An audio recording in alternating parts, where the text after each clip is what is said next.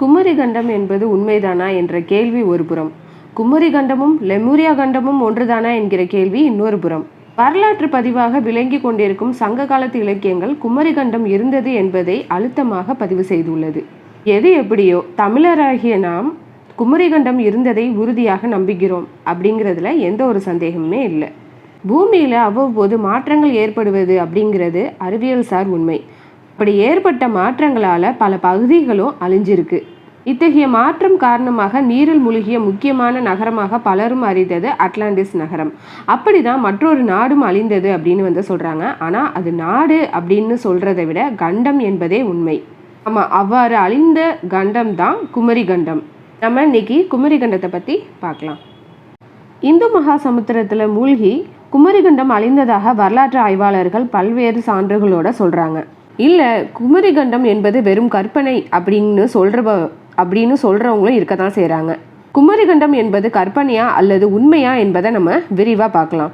இந்தியாவின் தெற்கே தற்போது இந்து மகா சமுத்திரம் சூழ்ந்துள்ள பகுதியில் தான் இந்த குமரி கண்டமும் இருந்திருக்கு அப்படின்னு சொல்கிறாங்க. குமரி கண்டம் என்று அழைக்கப்படும் அந்த நிலப்பரப்பில் தான் பண்டைய தமிழர்களோட நாகரிகம் தொடங்கியிருக்கு. பாண்டிய மன்னர்களோட ஆதிக்கத்துக்கு கீழே தமிழர்களோட கலாச்சாரம் சீரோடும் சிறப்போடும் அங்கே வளர்ந்துருக்கவும் செய்யுது. தென்னாப்பிரிக்கா, ஆஸ்திரேலியா, இலங்கை, இந்தியா மட்டும் இல்லாமல் ஆப்பிரிக்காவின் அருகே தனி தீவாக விளங்கும் மடகாஸ்கர் ஆகிய நாடுகளை ஒருங்கிணைத்து கொண்டு இந்த குமரி கண்டம் இருந்திருக்கணும் அப்படின்னு ஆய்வாளர்களோட கருத்தாக இருக்குது. கண்டறியப்பட்ட புவித்தட்டுகள் சீரமைப்பு கோட்பாடு என்பது குமரி கண்டம் என்னும் கருத்தை மறுக்கவும் செய்கிறாங்க. அதனால் இன்னும் வரையுமே இந்த கோட்பாடு சர்ச்சைக்குரிய ஒன்றாகவே இருக்குது. குமரி கண்டம் என்பது தமிழர்களோட நாகரிகத்தோட தொட்டில் அப்படின்னு அழைக்கவும் படுது. தலை சங்கம் அல்லது முதல் தமிழ் சங்கம் மற்றும் இறைச்சங்கம் அல்லது இரண்டாம் தமிழ் சங்கம் ஆகிய இரண்டு சங்கங்களும் இந்த குமரி கண்டத்தில் தான் பாண்டிய மன்னர்களால் தோற்றுவிக்கப்பட்டன அப்படிங்கிற ஒரு கருத்தை தமிழ் அறிஞர்கள் உறுதியாகவே சொல்கிறாங்க. அதற்கு இவங்க பல்வேறு ஆதாரங்களையும் காட்டுறாங்க. இந்த குமரி கண்டத்தில் தான் முதல்ல மனித இனமே தோன்றி இருக்கணும் அப்படின்னு தமிழறிஞர் தேவநேய பாவனார் சொல்கிறாரு. பாண்டிய பேரரசு கடல்கோளால் அழிந்தது அப்படின்னு நக்கீரரால் ஏற்றப்பட்ட இறையாணர் அகப்பொருளில் குறிப்பிட்டிருக்கிறாரு. இறையாணர் அகப்பொருள் என்பது தமிழ் இலக்கண நூல். அகப்பொருள் இலக்கணம் கூறும் இந்நூலை மதுரை ஆழ்வாய் கடவுள் இறையாணர் இயற்றியதாக இதற்கு உரை எழுதிய நக்கீரர் குறிப்பிடுறாரு. இந்த நூல் கடைசங்க காலத்தில் உக்கிர பெருவழுதி என்னும் பாண்டிய மன்னரின் ஆட்சி காலத்தில் எழுதப்பட்டது அப்படின்னு சொல்கிறாங்க. சங்க காலத்தில் கடைசி பாண்டிய மன்னராக விளங்கியவர் தான் உக்கிர பெருவழுதி. கடைசங்க காலம் என்பது கிமு 3 முதல் கிபி 3ஆம் ஆண்டு வரை அப்படின்னு சொல்கிறாங்க. இப்போது ஹெரோடோட்டஸ் என்னும் மேதையை பற்றி நம்ம எல்லாத்துக்குமே ஓரளவு நமக்கு தெரிஞ்ச ஒரு விஷயம்தான். உலக வரலாற்றின் ஆதி தந்தை ஹெரோடோட்டஸ் தான். கிரேக்க நாட்டை சேர்ந்த இவர் ஹலிகார்னைஸ் என்னும் இடத்துல கிமு 484ஆம் ஆண்டு பிறக்கிறாரு. 76 வயது வரை வாழ்ந்த இவர் வரலாறு படிப்பதையே தன்னோட வேலையா பார்த்துருக்கிறாரு. இவர் வாழ்ந்த காலம் கிமு 484 முதல் 408 ஆண்டு வரை. இவர் எழுதிய வரலாறு என்னும் நூலை ஹெரோடோட்டஸ் என்னும் நூலாக தமிழில் எழுதியவர் எழுத்தாளர் VSV ராகவன். தமிழருக்கும் தமிழ்நாட்டிற்கும் தமிழ் மொழிக்கும் வரலாறு உண்டா என்ற கேள்விக்கு உண்டு என்று அழுத்தமாக பதில் தருகிறாரு ஹெரோடோட்டஸ். அதுவும் 4000 ஆண்டுகளுக்கு முன்பே தமிழர்களுக்கு வரலாறு உண்டு அப்படின்னு இவரோட வரலாற்று நூலில் சொல்கிறாரு. அதாவது பழந்தமிழ்நாட்டில் தென்னை, பனை போன்ற மரம் ஏறி வாழ்ந்தவர்கள் தான் இந்த தமிழர்கள் என்றும் அவர்கள் உலகின் பல பகுதிகளுக்கும் சென்று குடியேறி இருக்கிறாங்க அப்படின்னு ஹெரோடோட்டஸோட கருத்தாக இருக்குது. அந்த தமிழர்கள் பாமேசியர் என்றும் பினிசியர் என்றும் பெயரற்றவர்களாக வாழ்ந்திருக்கிறாங்க அப்படின்னு சொல்கிறாரு. இதற்கு சான்றா பினிசியர்களின் நாணயங்களும் கல்வெட்டுகளும் இருக்கிறத நம்மளால் பார்க்க முடியுது. இந்தியாவை பற்றியும் அதுலேயும் குறிப்பாக தமிழர்களை பற்றியும் மேலை நாட்டவர் எழுதிய முதல் வரலாற்று காவியம் ஹெரோடோட்டஸ் எழுதிய இந்த நூல் சொல்லுது. இவர் தமிழர்கள் வாழ்ந்த இந்த குமரி கண்டத்தோட எல்லையை பற்றியும் ரொம்பவே விளக்கமாக சொல்கிறாரு. தொலைமேற்கில் கிரேக்க நாடும் மேற்கில் எகிப்து மற்றும் ஆப்பிரிக்காவும் இருந்ததாக சொல்கிறாரு. வடமேற்கில் தென்னாப்பிரிக்கா இருந்தது என்றும் தொலைக்கிழக்கில் சீனா இருந்ததாகவும் பதிவு செய்கிறாரு. கிழக்கே பர்மா, மலேசியா, சிங்கப்பூர் இருந்தன என்றும் தெற்கே நீண்ட மலைத்தொடர் இருந்ததாகவும் அவரோட நூலில் குறிப்பிடுறாரு. இந்த மலைத்தொடர் வந்து ஆஸ்திரேலியாவில் தொடங்கி தென்னாப்பிரிக்காவில் முடியுது அப்படின்னு நமது வரலாற்று ஆய்வாளர்களோட கருத்தாக வந்து இருக்குது. இதோட மையத்தில் அமைந்த மிகப்பெரிய கண்டம் தான் குமரி கண்டம் அப்படின்னு வந்து சொல்கிறாங்க.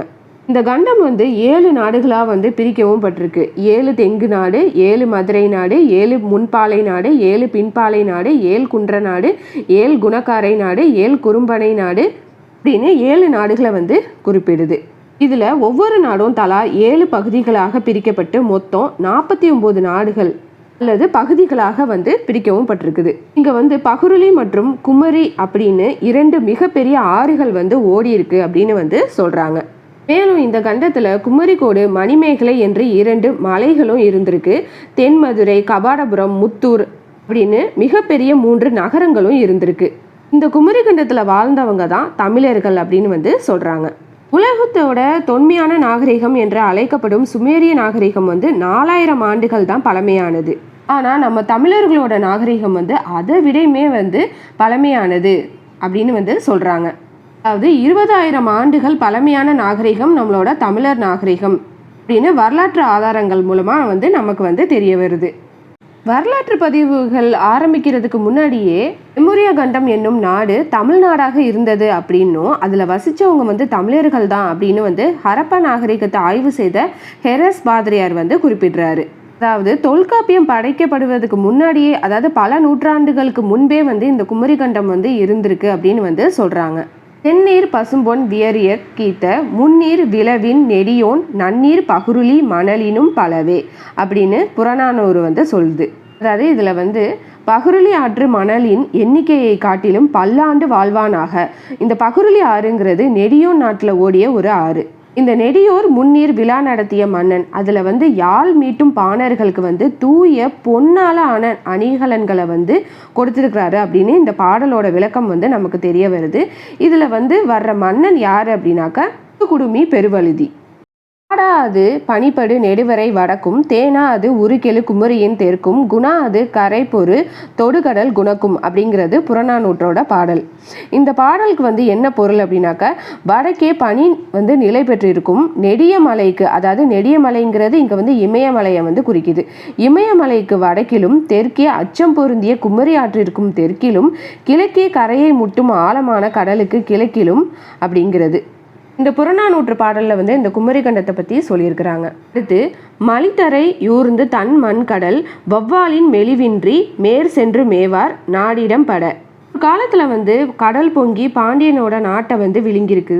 ஆனாலும் பாண்டிய மன்னன் வந்து தளரலாமல் பக்கத்தில் இருக்கிற சேர சோழ நாடுகளை வந்து வென்று புலிக்கொடி மற்றும் வில்கொடியை வந்து நீக்கி வந்து பாண்டிய நாட்டோட வந்து சேர்த்துருக்கிறாராம். இது வந்து கலித்தொகையில் இடம்பெற்ற பாடல். இதில் வந்து கடல் பொங்கி பாண்டிய நாடு அழிந்தது அப்படிங்கிறது வந்து குமரி கண்டத்தை தான் வந்து குறிக்குது. வேங்கட தென்குமரி ஆயிட தமிழ் கூறு நல்லுலகம் அப்படின்னு தொல்காப்பியம் வந்து சொல்லுது. இந்த பாடலில் வந்து குமரி என்னும் சொல் வந்து சங்க காலத்தில் கடல் கோளால் அழிந்து போன குமரி கண்டம் தான் அப்படிங்கிறது வந்து ஆய்வாளர்களோட கருத்தாக வந்து இருக்குது. இதுலையும் வந்து குறிப்பாக வந்து பாண்டிய நாட்டோட தென்பகுதியில் ஓடிய குமரி ஆறை தான் குமரி என்று தொல்காப்பியம் வந்து சொல்லுது. இந்த குமரி கண்டத்தில் வந்து குமரி ஆறும் பகுருளி ஆறு அப்படின்னு 2 ஆறுகள் இருந்ததாகவும், இது வந்து கடற்கோள்களில் வந்து இந்த 2மே வந்து அழிந்து போயிருக்கு அப்படின்னு வந்து ஆய்வாளர்கள் வந்து சொல்கிறாங்க. பன்மலை அடுக்கத்து குமரி கோடும் கொடுங்கடல் கொல்ல வடதிசை கங்கையும் இமயமும் கொண்டு திசை ஆண்ட தென்னவன் வாலி அப்படின்னு சிலப்பதிகாரத்தில் இடம்பெற்ற ஒரு பாடல் வந்து சொல்லுது. கடற்கோளால் நாடு வந்து அழிந்ததுனால நாட்டு மக்களை வந்து காப்பாற்றுறதுக்காக பாண்டிய மன்னர் வந்து இந்தியாவின் வடக்கே கங்கை மற்றும் இமயத்தை வந்து கைப்பற்றுறாரு. இதில் வந்து பாண்டிய மன்னரோட வீரத்தை வந்து புகழ்ந்து வந்து பாராட்டுறாங்க. இந்த பாண்டிய நாட்டில் வந்து ஓடிய அந்த பகுருளி ஆற்றோட பல மலைப்பகுதிகளும் குமரி மலையும் கொடிய இந்த கடல்களால் விழுங்கப்பட்டு அழிந்தது அப்படின்னு வந்து தெளிவாகவே வந்து நமக்கு தெரிய வருது. நெடியோன் குன்றமும் தொடியோல் பவ்வமும் தமிழ் வரம் மறுத்த தன்புணல் நன்னாட்டு. இது வந்து சிலப்பதிகாரத்தில் இடம்பெற்றுள்ள பாடலாக வந்து இருக்குது. இதில் வந்து நெடியோன் அப்படின்னாக்க திருமாலை வந்து குறிக்குது. அவர் குடியிருக்கும் பகுதியான திருவேங்கடம் அப்படிங்கிறதான் இதுக்கான அர்த்தம். தொடியோல் அப்படின்னாக்க குமரியை வந்து குறிக்குது. பவ்வம் அப்படின்னா கடல். தமிழ் வரம்பறுத்த அப்படின்னாக்க தமிழ்நாட்டிற்கு எல்லையாக வரையறுத்துதல் அப்படிங்கிற ஒரு பொருளை வந்து தருது. ஏற்கனவே சிலப்பதிகாரத்தில் வந்து பகுருளியாரும் குமரிமலை உள்ளிட்ட பகுதிகள் வந்து கடல் கோளால் அணிந்து போனதை வந்து சொல்லியிருக்காங்க.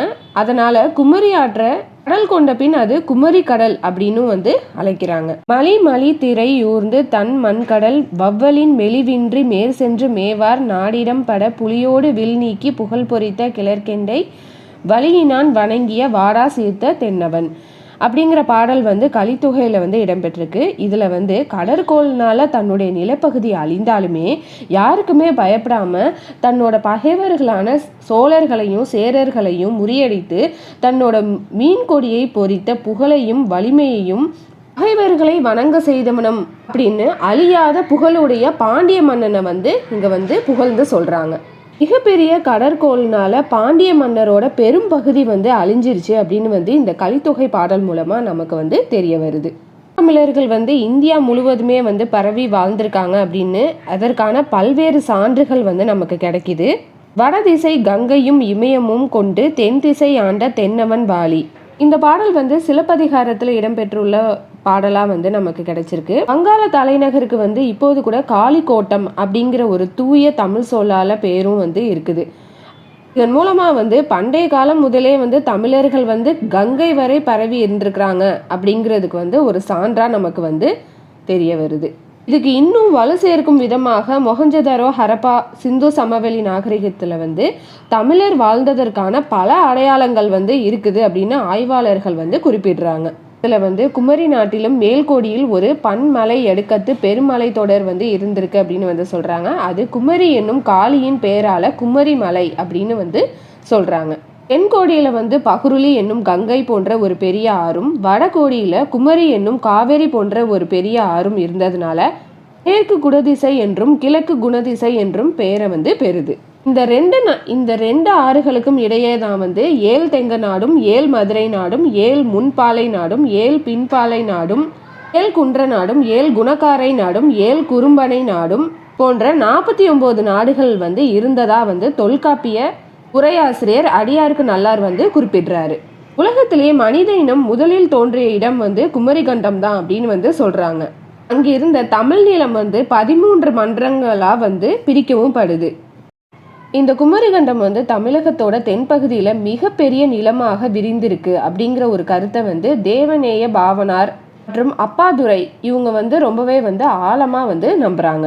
சங்க இலக்கிய காலத்தில் செழிப்பாக இருந்த இந்த நகரங்களை பற்றிய பதிவுகள் வந்து நமக்கு தெரிய வந்தாலுமே அந்த நகரங்களில் வந்து எச்சங்கள் எதுவுமே வந்து 20ஆம் நூற்றாண்டு வரையுமே வந்து கண்டுபிடிக்கலை அப்படின்னு வந்து சொல்கிறாங்க. சங்க காலத்தில் உள்ள தமிழர்கள் வந்து எழுத்தறிவு பெற்றிருக்கிறாங்க அப்படிங்கிறது தான் உண்மை. ஆனால் அண்மை காலம் வரையுமே வந்து தொல்பொருள் ஆய்வுகள் வந்து என்ன சொல்லுது அப்படின்னாக்க எந்த ஒரு விதமான எழுத்துக்கள் பற்றிய அந்த மூல சான்றுகளுமே வந்து கிடைக்கல அப்படின்னு வந்து சொல்கிறாங்க. இந்த கல்வெட்டு சான்றுகள் எல்லாமே வந்து பெரும்பாலும் கிபி 10ஆம் நூற்றாண்டுக்கு பிற்பட்டது அப்படின்னு வந்து குறிப்பிடுது. சங்க இலக்கியங்களில் சொல்லப்படுற இந்த மதுரை பற்றிய தகவல்கள் வந்து தற்போதைய மதுரையில் இருந்து வேறுபட்டு இருக்கிறதுனால இந்த பழைய மதுரை பற்றிய தேடல்ங்கிறது தொடங்கப்படுது. 10 பாட்டு ஆராய்ச்சி என்னும் நூலில் வந்து ராசமாணிக்கனார் வந்து இந்த மதுரையோட அமைவிடத்தை பற்றி விளக்கமாகவே வந்து சொல்லியிருக்கிறாரு. சங்ககால இலக்கியங்கள் மணிமாலை போன்ற பொருட்களை வந்து உற்பத்தி செய்கிற ஒரு தொழிற்சாலைகளையும் அதனை ஒட்டி துறைமுகங்கள் வந்து பலவும் வந்து இருக்குது அப்படின்னு வந்து அதில் வந்து அந்த நூலில் வந்து அவர் வந்து சொல்லியிருக்கிறாரு. ஆனால் அதற்கான தொல்பொருள் சான்றுகள் எதுவுமே கிடைக்காததுனால இந்த நிலையில் வந்து தமிழர்களோட தோற்றம் பற்றிய இந்த தேடல்கள்ங்கிறது தென்பகுதிக்குள்ளே வந்து நுழையுது. 1903ஆம் ஆண்டில் பரதிமார் கலைஞர் என்ற சூரிய நாராயண சாஸ்திரி வந்து தமிழ் மொழியின் வரலாறு அப்படிங்கிற ஒரு நூலில் வந்து குமரி நாடு என்னும் சொல்ல வந்து முதலாக வந்து பயன்படுத்தியிருக்கிறாரு. அதுக்கடுத்து ஈழத்தை சேர்ந்த தமிழறிஞர் கனகசபை வந்து 1800 ஆண்டுகளுக்கு முன்னாடியே வந்து தமிழர்கள் என்ற நூலில் வந்து கடலில் மறைந்த நிலப்பகுதியே குமரிகண்டம் அப்படிங்கிற ஒரு இதை வந்து பயன்படுத்தியிருக்கிறாரு. குமரிகண்டம் அல்லது கடல் கொண்ட தென்னாடு அப்படிங்கிற நூலில் குமரிகண்டம் பற்றிய பல தகவல்களை வந்து சொல்லியிருக்கிறாரு அப்பாதுரை. இந்நூல் வந்து 1941 வந்து வெளியாகவும் செஞ்சிருக்கு. அருணாச்சலம் என்ற எழுத்தாளர் வந்து அந்த நிலப்பகுதியில் வந்து குமரிகள் எனப்படும் பெண் ஆட்சியாளர்களால் ஆளப்பட்டதாகவும் அவரோட நூலில் வந்து குறிப்பிட்டிருக்கிறாரு. அதாவது அந்த நூலில் வந்து அவர் என்ன குறிப்பிட்டிருக்கிறாரு அப்படின்னாக்கா, தங்களோட கணவரை தேர்ந்தெடுத்து கொள்ளும் உரிமையையும் அங்குள்ள குமரிகளுக்கே இருந்தது என்றும், சொத்துக்கள் அனைத்தும் அங்குள்ள பெண்களுக்கே உரிமையாக இருந்தது அப்படின்னு தவறியான் பிள்ளை என்ற எழுத்தாளர் தெரிவிக்கிறாரு. அதனால தான் அந்த பகுதி குமரி நாடு அப்படிங்கிற ஒரு பெயரையும் பெற்றது அப்படின்னு அதில் சொல்றாரு. கன்னியாகுமரி தேவிக்கு ஒரு புதிய வரலாற்றை உருவாக்குறாரு கந்தையா பிள்ளை அப்படிங்கிற ஒரு எழுத்தாளர். தேவத்தோட பெயரை தான் குமரிகண்டம் அப்படிங்கிற ஒரு பகுதிக்கு சூட்டப்பட்டதாகவும் அவர் சொல்றாரு. ஸோ குமரிகண்டம் வெள்ளத்தினால மூழ்கி அழிந்த நிலையில தப்பி பிழைத்தவர்களால் எழுப்பப்பட்ட கோயில் தான் இந்த கன்னியாகுமரி கோயில் அப்படின்னு அவர் தெரிவிக்கிறாரு. 3 தமிழ் சங்கங்கள் பாண்டிய மன்னர்களால் தோற்றுவிக்கவும் படுது. தலை சங்கம் அல்லது முதல் தமிழ் சங்கம் தென்மதுரையில் 4400 ஆண்டுகள் நிலைத்திருக்கு. அதில் அகத்தியர் உட்பட 549 புலவர்கள் அதில் அங்கம் வகிக்கிறாங்க. இடைச்சங்கம் அல்லது 2ஆம் தமிழ் சங்கம் கபாடபுரத்தில் தோற்றுவிக்கப்படுது. அகத்தியர் உள்ளிட்ட 59 புலவர்கள் சங்கத்தில் அங்கம் வகிக்கிறாங்க. இந்த சங்கம் 3700 ஆண்டுகள் நிலைத்திருந்ததாகவும் சொல்றாங்க. இந்த 2 சங்கங்களிலுமே புலவர்களால் ஏற்றப்பட்ட நூல்கள் அனைத்துமே இந்த கடற்கோளால் அழிந்து போயிருக்கு அப்படின்னு தெரிய வருது. இந்த தகவலை நக்கீரரின் இறையானார் அகப்பொருள் விளக்கமாக நமக்கு அதில் சொல்றாரு. கடைச்சங்கம் அல்லது 3ஆம் தமிழ் சங்கம் இது தற்போதைய மதுரையில் தோன்றியது. இந்த சங்கம் 1850 ஆண்டுகள் நிலைத்திருந்ததாகவும் சொல்றாங்க. கடைச்சங்க காலத்தில் பாண்டியர்களோட தலைநகரமான கபாடபுரம் இருந்திருக்கு. அந்த நேரத்தில் குமரி ஆறு இருந்ததாகவும் இதை தொல்காப்பியம் இதை பதிவு செய்யுது. கிபி 2ஆம் நூற்றாண்டில் ஏற்றப்பட்டது தான் இந்த சிலப்பதிகாரம். இதில் குமரிகண்டத்தின் பரப்பளவு பற்றிய தகவல்கள் தமிழ் உலகிற்கு தெரியவும் வருது. அதாவது பகுருளி ஆற்றுடன் பன்மலை அடுக்கத்து அப்படிங்கிற ஒரு பாடலில் வடக்கே பகுருளி ஆற்றில் இருந்து தெற்கே குமரி ஆற்றின் கரை வரை சுமார் 7000 மைல்கள் அளவுக்கு இந்த கண்டத்தின் நிலப்பகுதி இருந்ததாகவும் அடியாருக்கு நல்லார் தன்னோட உரையில விவரிக்கிறாரு.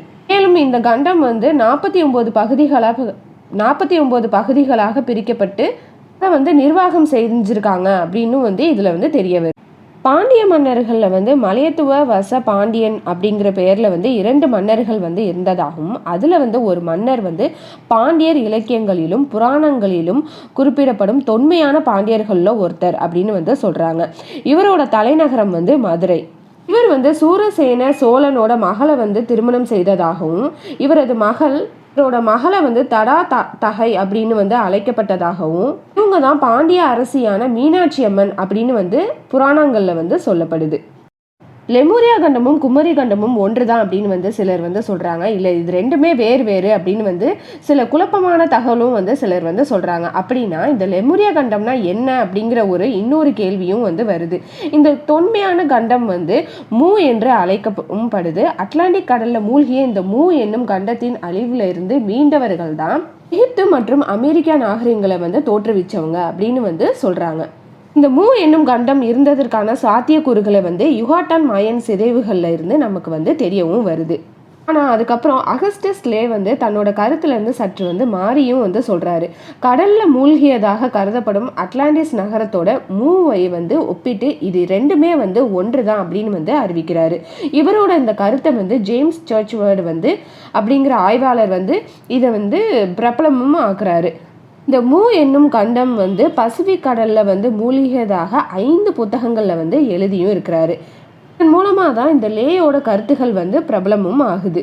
ஆனால் எஸ்கோட் எலியட் போன்ற ஆய்வாளர்கள் இந்த மூ என்னும் கண்டம் 8 லட்சம் ஆண்டுகளுக்கு முன்பே இருந்ததாகவும் கிமு 9564ஆம் ஆண்டு இது அழிந்து போயிருக்கு அப்படின்னு தெரிவிக்கிறாரு. அசாஹி கிமுரா என்பவர் ஜப்பான் நாட்டோட யோனாகுனி என்னும் தீவுல தான் இந்த மூங்கிற கண்டம் இருந்ததாகவும் அதனால லெமுரியா என்னும் மிகப்பெரிய நிலப்பரப்பு சில ஆண்டுகளுக்கு முழுவதுமே இந்த கடல்கோளால மூழ்கிருச்சு அப்படின்னு சொல்றத இந்த ஆய்வாளர்கள் நம்பவும் மறுக்கிறாங்க. 1860ஆம் ஆண்டுகளில் வந்து பிலிப் ஸ்குவலேட்டர் அப்படிங்கிறவர் வந்து ஆராய்ச்சியில் வந்து ஈடுபட்டதாகவும் அங்கே வந்து ஒரு மிகப்பெரிய புதுமையை வந்து இவர் வந்து கண்டுபிடிச்சதாகவும் வந்து சொல்கிறாங்க. அதாவது தென்னாப்பிரிக்கா அருகில் உள்ள மடகாஸ்கர் என்னும் தீவில் வந்து அதிகமாக காணப்படும் இந்த லெமுர் என்னும் ஒரு வகை குரங்கு இனத்தை வந்து இந்தியாவில், அதாவது குறிப்பாக நீலகிரி மலையில் வந்து கண்டுபிடிக்கவும் படுறாரு. இப்போ வந்து இந்த மடகாஸ்கரில் பக்கத்து நாடான அந்த ஆப்பிரிக்கா நாடுகளில் வந்து எங்கேயுமே காணப்படாத இந்த லெமுர் குரங்குகள் வந்து தென்னிந்தியாவில் வந்து இதை வந்து பார்க்குறாரு. இதுதான் வந்து இவரோட சிந்தனையை வந்து தூண்டியும் விடுது. அதனால் இவர் வந்து 1864ஆம் ஆண்டு இந்த விஷயத்தை வந்து முன்னிறுத்தி ஒரு கோட்பாடை வந்து வெளியிடுறாரு. ஜேர்னல் ஆஃப் சயின்ஸ் என்னும் காலாண்டு ஆங்கில ஏட்டில் வந்து மடகாஸ்கரின் பால்குடிகள் அப்படிங்கிற ஒரு தலைப்பில் வந்து கட்டுரையும் வந்து எழுதியிருக்கிறாரு. இந்த கட்டுரையில் வந்து இவர் வந்து எதை வந்து தெரிவிக்கிறாரு அப்படின்னாக்கா, இந்தியாவிலிருந்து மடகாஸ்கர் வரை இந்திய சமுத்திரத்தில் வந்து ஒரு மிகப்பெரிய நிலப்பரப்பு இல்லைன்னா ஒரு கண்டம் வந்து கண்டிப்பாக இருந்திருக்கணும் அப்படின்னு வந்து இதில் வந்து குறிப்பிடுறாரு. இந்த லெமுர் குரங்கை வைத்து தான் இந்த முடிவுக்கு அவர் வந்து வந்திருக்கிற காரணத்தினால அந்த காணாமல் போன அந்த நிலப்பரப்புக்கு வந்து லெமூரியா அப்படிங்கிற ஒரு பெயரையும் வந்து சூட்டியிருக்காங்க. ஜெர்மனியை சேர்ந்த ஏர்னஸ்ட் ஹெக்கல் அப்படிங்கிறவர் வந்து உயிரியல் மற்றும் விலங்கியல் நிபுணர். இவர் வந்து ஆதி மனிதர்களுக்கும் பசிபிக் தீவுகளில் வாழும் கருப்பின மக்களுக்கும் நெருங்கிய உறவு வந்து இருந்திருக்கு அப்படின்னு 1868ஆம் ஆண்டு இதை வந்து உறுதியாக வந்து அவர் வந்து பதிவு செய்கிறாரு. அந்த பகுதியில் காணப்படும் கிப்பன் என்னும் ஒரு வகை குரங்கின் கருவுக்கும் மனித கருவுக்கும் இடையே நம்ப முடியாத அளவுக்கு வந்து ஒரு ஒற்றுமை வந்து இருந்திருக்கு அப்படிங்கிறத வந்து இவர் வந்து கண்டுபிடிக்கிறாரு. அதனால் அந்த பகுதியில் வந்து ஒரு கண்டம் இருந்திருக்கு அப்படின்னும் இந்த கண்டம் வந்து இந்திய பெருங்கடலில் வந்து மூழ்கி விட்டதாகவும் வந்து அவர் வந்து சொல்கிறாரு. அந்த கண்டம் தான் வந்து லெமுரியா அப்படின்னு வந்து அழைக்கப்பட்டதாகவும் வந்து அவர் வந்து உறுதியாகவே வந்து அவர் வந்து சொல்கிறாரு. கிரேக்க தத்துவ அறிஞர் பிளாட்டோவை வந்து அட்லாண்டிக் பெருங்கடலில் வந்து கண்டம் வந்து இருந்திருக்கிறதாகவும் அது வந்து கடலில் மூழ்கி அழிந்து போயிருக்கு அப்படின்னு வந்து சொல்கிறாரு. அந்த கண்டத்தோட பெயர் வந்து அட்லாண்டிஸ் அப்படின்னு வந்து அவர் வந்து குறிப்பிடுறாரு. 1916ஆம் ஆண்டில் வந்து உலக அளவில் லெமுரியா கண்டம் குறித்து ஆல்பர்ட் வெஜ்னர் உள்ளிட்ட பல்வேறு வரலாற்று ஆய்வாளர்கள் வந்து ஆலோசனையை வந்து மேற்கொள்கிறாங்க. அப்போ வந்து லெமுரியா கண்டம் என்பதை வந்து ஒரு கண்டத்திட்டு அப்படின்னு வந்து அழைக்கிறாங்க. அது மட்டும் இல்லாமல் பல லட்சம் ஆண்டுகளுக்கு முன்பே வந்து கடலால் பிரிந்த நிலம் அப்படின்னு வந்து அதை வந்து சொல்கிறாங்க. 1922 வந்து சென்னை பல்கலைக்கழகத்தில் தமிழ் அறிஞர்கள் வந்து எல்லாருமே சேர்ந்து லெமுரியா என்பது குறித்து ஒரு விவாதத்தை வந்து நடத்துகிறாங்க. அப்போ வந்து ஐரோப்பியர்களால் சூடப்பட்ட இந்த லெமுரியா கண்டத்தை வந்து பெயர் மாற்றம் வந்து செய்கிறாங்க. அப்போ தான் வந்து குமரி கண்டம் அப்படின்னு வந்து பெயர் மாற்றமும் செய்கிறாங்க. 1954 இருந்து 1964 வரைக்குமே இந்த இந்திய பெருங்கடலுக்குள்ள மூழ்கிய நிலப்பரப்புகளை பற்றி அமெரிக்கா, ரஷ்யா, ஜப்பான், இங்கிலாந்து உள்ளிட்ட 40 நாடுகள் வந்து ஆய்வை வந்து மேற்கொள்கிறாங்க. அதில் வந்து முதல் கட்ட ஆய்வறிக்கையில் வந்து அந்தமான் முதல் மடகாஸ்கர் வரை உள்ள கடல் பகுதியில் வந்து ஏராளமான மலைகள், தீவுகள் வந்து இருக்குது அப்படின்னு வந்து தெரிய வருது. 1917 வந்து சுப்பிரமணிய சாஸ்திரி என்பவர் வந்து தமிழகம், ஆஸ்திரேலியா, மடகாஸ்கர் ஆகிய எல்லை பகுதியில் வந்து வெறும் 49 நகரங்கள் மட்டும்தான் இந்த கடலில் வந்து மூழ்கி இருந்தது அப்படின்னு வந்து பதிவிடுறாரு. ஆனால் இதற்கான அறிவியல் சான்று எதையுமே வந்து அவர் வந்து தெரிவிக்கலை. அதே மாதிரி சுமதி ராமசாமி என்பவர் வந்து 1990 வந்து லெமுரியா என்னும் தகவலை வந்து முற்றிலுமாக மறுத்து ஒரு நூலையும் வந்து வெளியிடுறாங்க. ஒரு ஆய்வுனா எப்படி இருக்கணும் அப்படிங்கிறதுக்கு வந்து கடலில் இறங்கி மேற்கொள்வதாக இருக்கணும் அப்படின்னு ஒரு தீர்மானத்தை வந்து கொண்டுட்டு வராங்க. அதில் வந்து 2007 வந்து கன்னியாகுமரியிலிருந்து மடகாஸ்கர் வரைக்குமே வந்து ஆய்வை வந்து மேற்கொள்கிறாங்க. நவீன தொழில்நுட்பத்தை மட்டும் பயன்படுத்தாமல் ஆழ்கடல் மீனவர்கள் மற்றும் 72 கடல்சார் துறையினரோட உதவியோட ஆய்வை வந்து 10 ஆண்டுகளாக வந்து நடத்துகிறாங்க. அந்த ஆய்வோட முடிவில் வந்து தமிழகத்தின் தென்கடல் பகுதியில் மாலத்தீவு, மொரிஷியஸ், அந்தமான், லட்சத்தீவு போன்ற தீவுகளில் வந்து ஆய்வை வந்து மேற்கொள்கிறாங்க.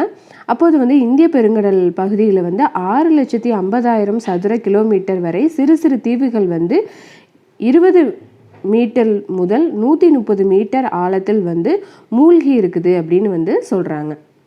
இப்படி தான் லெமுரியா கண்டம் அல்லது குமரி கண்டம் குறித்து வந்து குறிப்புகள் வந்து நமக்கு வந்து பல இது வந்து தெரிய வருது.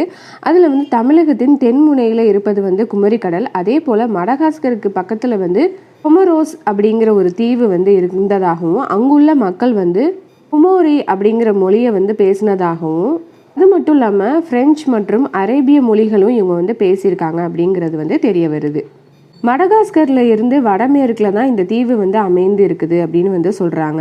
மொசாம்பிக் நாட்டில் இருந்து கிழக்கே அமைந்துள்ள இந்த எரிமலை தீவு வந்து 2234 சதுர கிலோமீட்டர் பரப்பளவு வந்து அமைந்திருக்கு அப்படின்னு வந்து சொல்கிறாங்க. இதோட தலைநகரம் வந்து மொரோனி.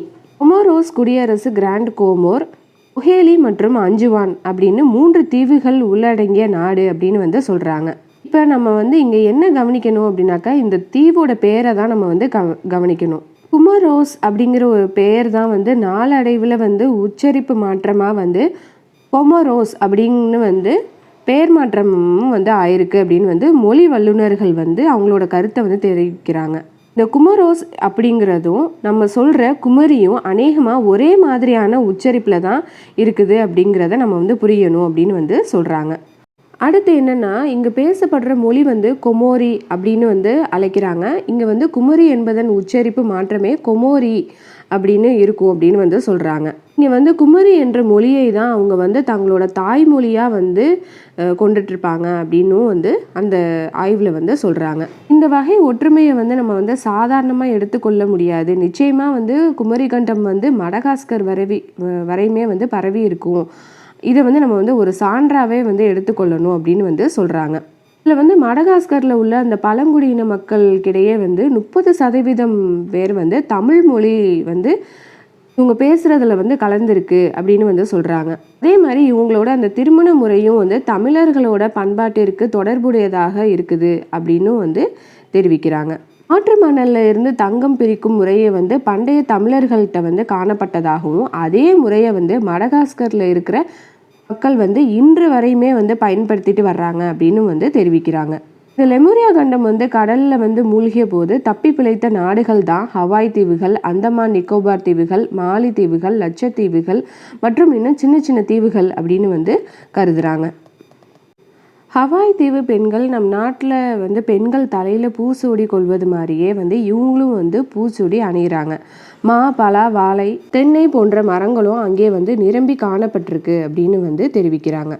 அங்கே உள்ள செடி, கொடிகள், தாவரங்கள் எல்லாமே வந்து நம்ம தமிழகத்தை போலே தான் இருக்குது அப்படின்னு வந்து சொல்கிறாங்க.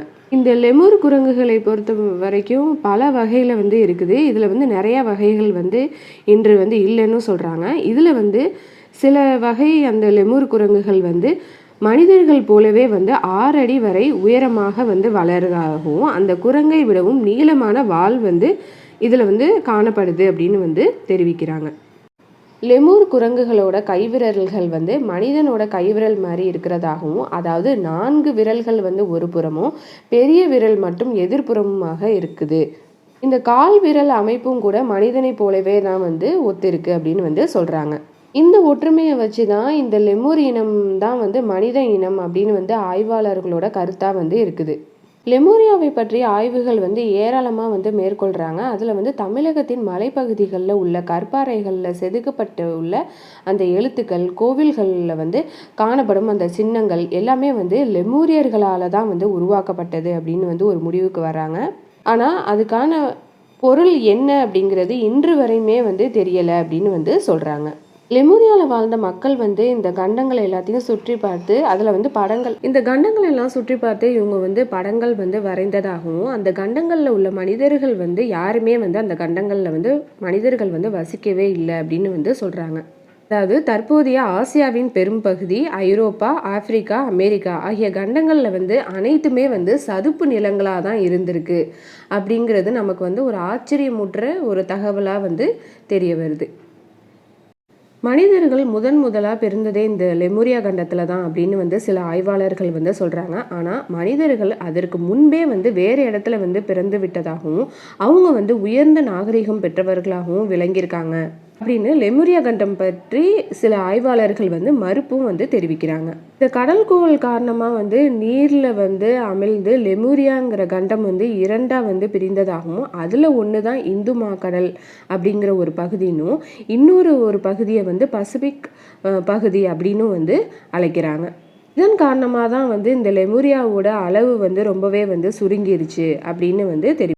லெமுரியா கண்டம் 2,00,000 ஆண்டுகளுக்கு முன்பு இருந்தே இருந்ததாகவும் கடந்த 50,000 ஆண்டுகளுக்கு முன்பு வரை அது இருந்திருக்கு அப்படின்னு ஆய்வாளர்களோட கருத்தா தெரிவிக்கிறாங்க.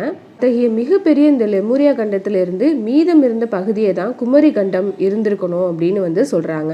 பின்வரும் நாட்கள்ல அதுவும் கடல் கோளால அழிந்திருக்கணும் அப்படின்னு இவங்க கருதுறாங்க. இந்த கூற்றுப்படி பார்த்தாக்க லெமுரியா கண்டமும் குமரி கண்டமும் வேறு வேறு கிடையாது அப்படிங்கிறது நமக்கு தெரிய வருது. ஆனால் மிகப்பெரிய நிலப்பரப்பாக விளங்கிய இந்த லெமுரியா கண்டம் கடைசியாக சுருங்கி இந்து கடலில் குமரி முனைக்கும் தெற்கே மடகாஸ்கர் வரை விரிந்து கிடக்குது அப்படின்னு சொல்கிறாங்க. அந்த பகுதியை தான் குமரி கண்டம் அப்படின்னு அழைக்கிறாங்க. சங்க தமிழ் நூல்களில் 3 கடற்கோள்களை பற்றி மிக தெளிவாகவே குறிப்பிடுறாங்க. அதில் முதல் கடற்கோள் ஏற்பட்டது பகுருளி ஆறு மற்றும் குமரிக்கோடும். இது நீரால் மூழ்கடிக்கப்படுது. இந்த பகுருளி ஆற்றோட கரையில் இருந்த இந்த தென்மதுரை என்னும் நகரம் தான் பாண்டிய மன்னரோட தலைநகரமாக இருக்குது. இங்கே தான் முதல் தமிழ் சங்கம் என்னும் தலை சங்கம் அமைந்திருக்கு. முதல் கடல்கோள் நிகழ்ந்த காலகட்டத்தில் நெடியோன் என்னும் பாண்டிய மன்னன் அங்கே ஆட்சி செய்ததாக புறநானூறு தெரிவிக்குது.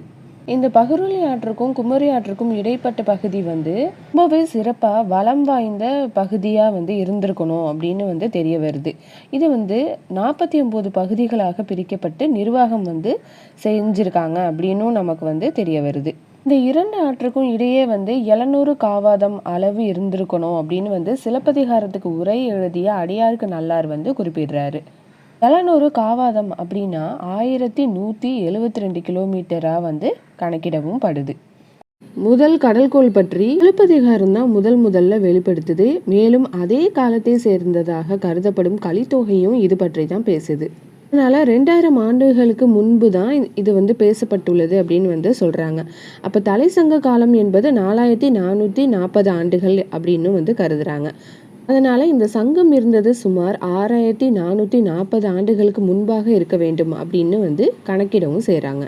15,000 ஆண்டுகளுக்கு முன்பு பனி உருகும் வீதம் கூடி கடல் திடீர்னு பெரும் வேகத்தோட உயரவும் தொடங்குது. இதனால உலகெங்கும் அந்த கடற்கரைகள் சுருங்கவும் ஆரம்பிக்குது. அதனால நெய்தல் நிலங்கள் அழிய தொடங்கியிருக்கலாம் அப்படின்னு சொல்றாங்க. கடல்கோள் காரணமாக தென்மதுரையும் அதனை சுற்றி உள்ள நிலப்பரப்புகளும் நீரில் மூழ்கடிக்கப்பட்டதுனால பாண்டிய மன்னர் தன்னோட தலைநகரை மாற்றிக்கொள்ள வேண்டிய ஒரு கட்டாயம் ஏற்படுது. இந்த கடற்கோளால பாதிக்கப்படாம இருந்த அந்த கபாடபுரம் அப்படிங்கிற இடத்த பாண்டிய மன்னர்களோட தலைநகரமா அறிவிச்சு இங்க ஆட்சியை தொடங்குறாரு பாண்டிய மன்னர். இங்கே தான் 2ஆம் தமிழ் சங்கம் அல்லது இடைசங்கம் அமைக்கவும் படுது. அப்போ இடைசங்க காலம் கிமு 2387 முதல் கிமு 306 வரை அப்படின்னு கணக்கிடுறாங்க. இப்போ 2வது கடற்கோளும் ஏற்பட்டு கபாடபுரம் கடலுக்குள் மூழ்கிற ஒரு நிலை வருது. அதனால பாண்டிய மன்னர்கள் அங்கிருந்து தங்களோட தலைநகரை மாற்ற வேண்டிய கட்டாயமும் ஏற்படுது. இப்போ மறுபடியும் வடதிசையை நோக்கி கடலால் அழிக்கப்படாத நிலப்பரப்புக்கு வர்றாங்க. அங்கே மணவூர் என்ற இடத்தை தங்களோட 3வது தலைநகரமாக அறிவிக்கிறாங்க பாண்டிய மன்னர்கள்.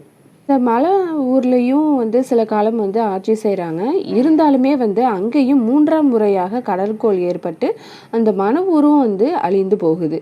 அந்த நேரத்தில் தான் குமரி ஆறு முற்றிலுமாக மறைந்தும் போகுது. அதனால் பாண்டிய மன்னர்கள் கடல்கோளால் பாதிக்கப்படாத பாதுகாப்பான இடம் தேடி வடதிசையை நோக்கி போகிறாங்க. அதுதான் அவங்க மதுரை என்னும் இடத்தை பார்க்குறாங்க. தற்போதைய மதுரை மாநகரமான அந்த இடத்த அவங்களோட தலைநகரமாக அறிவித்து இங்கே பாண்டிய மன்னர்கள் ஆட்சி புரிகிறாங்க.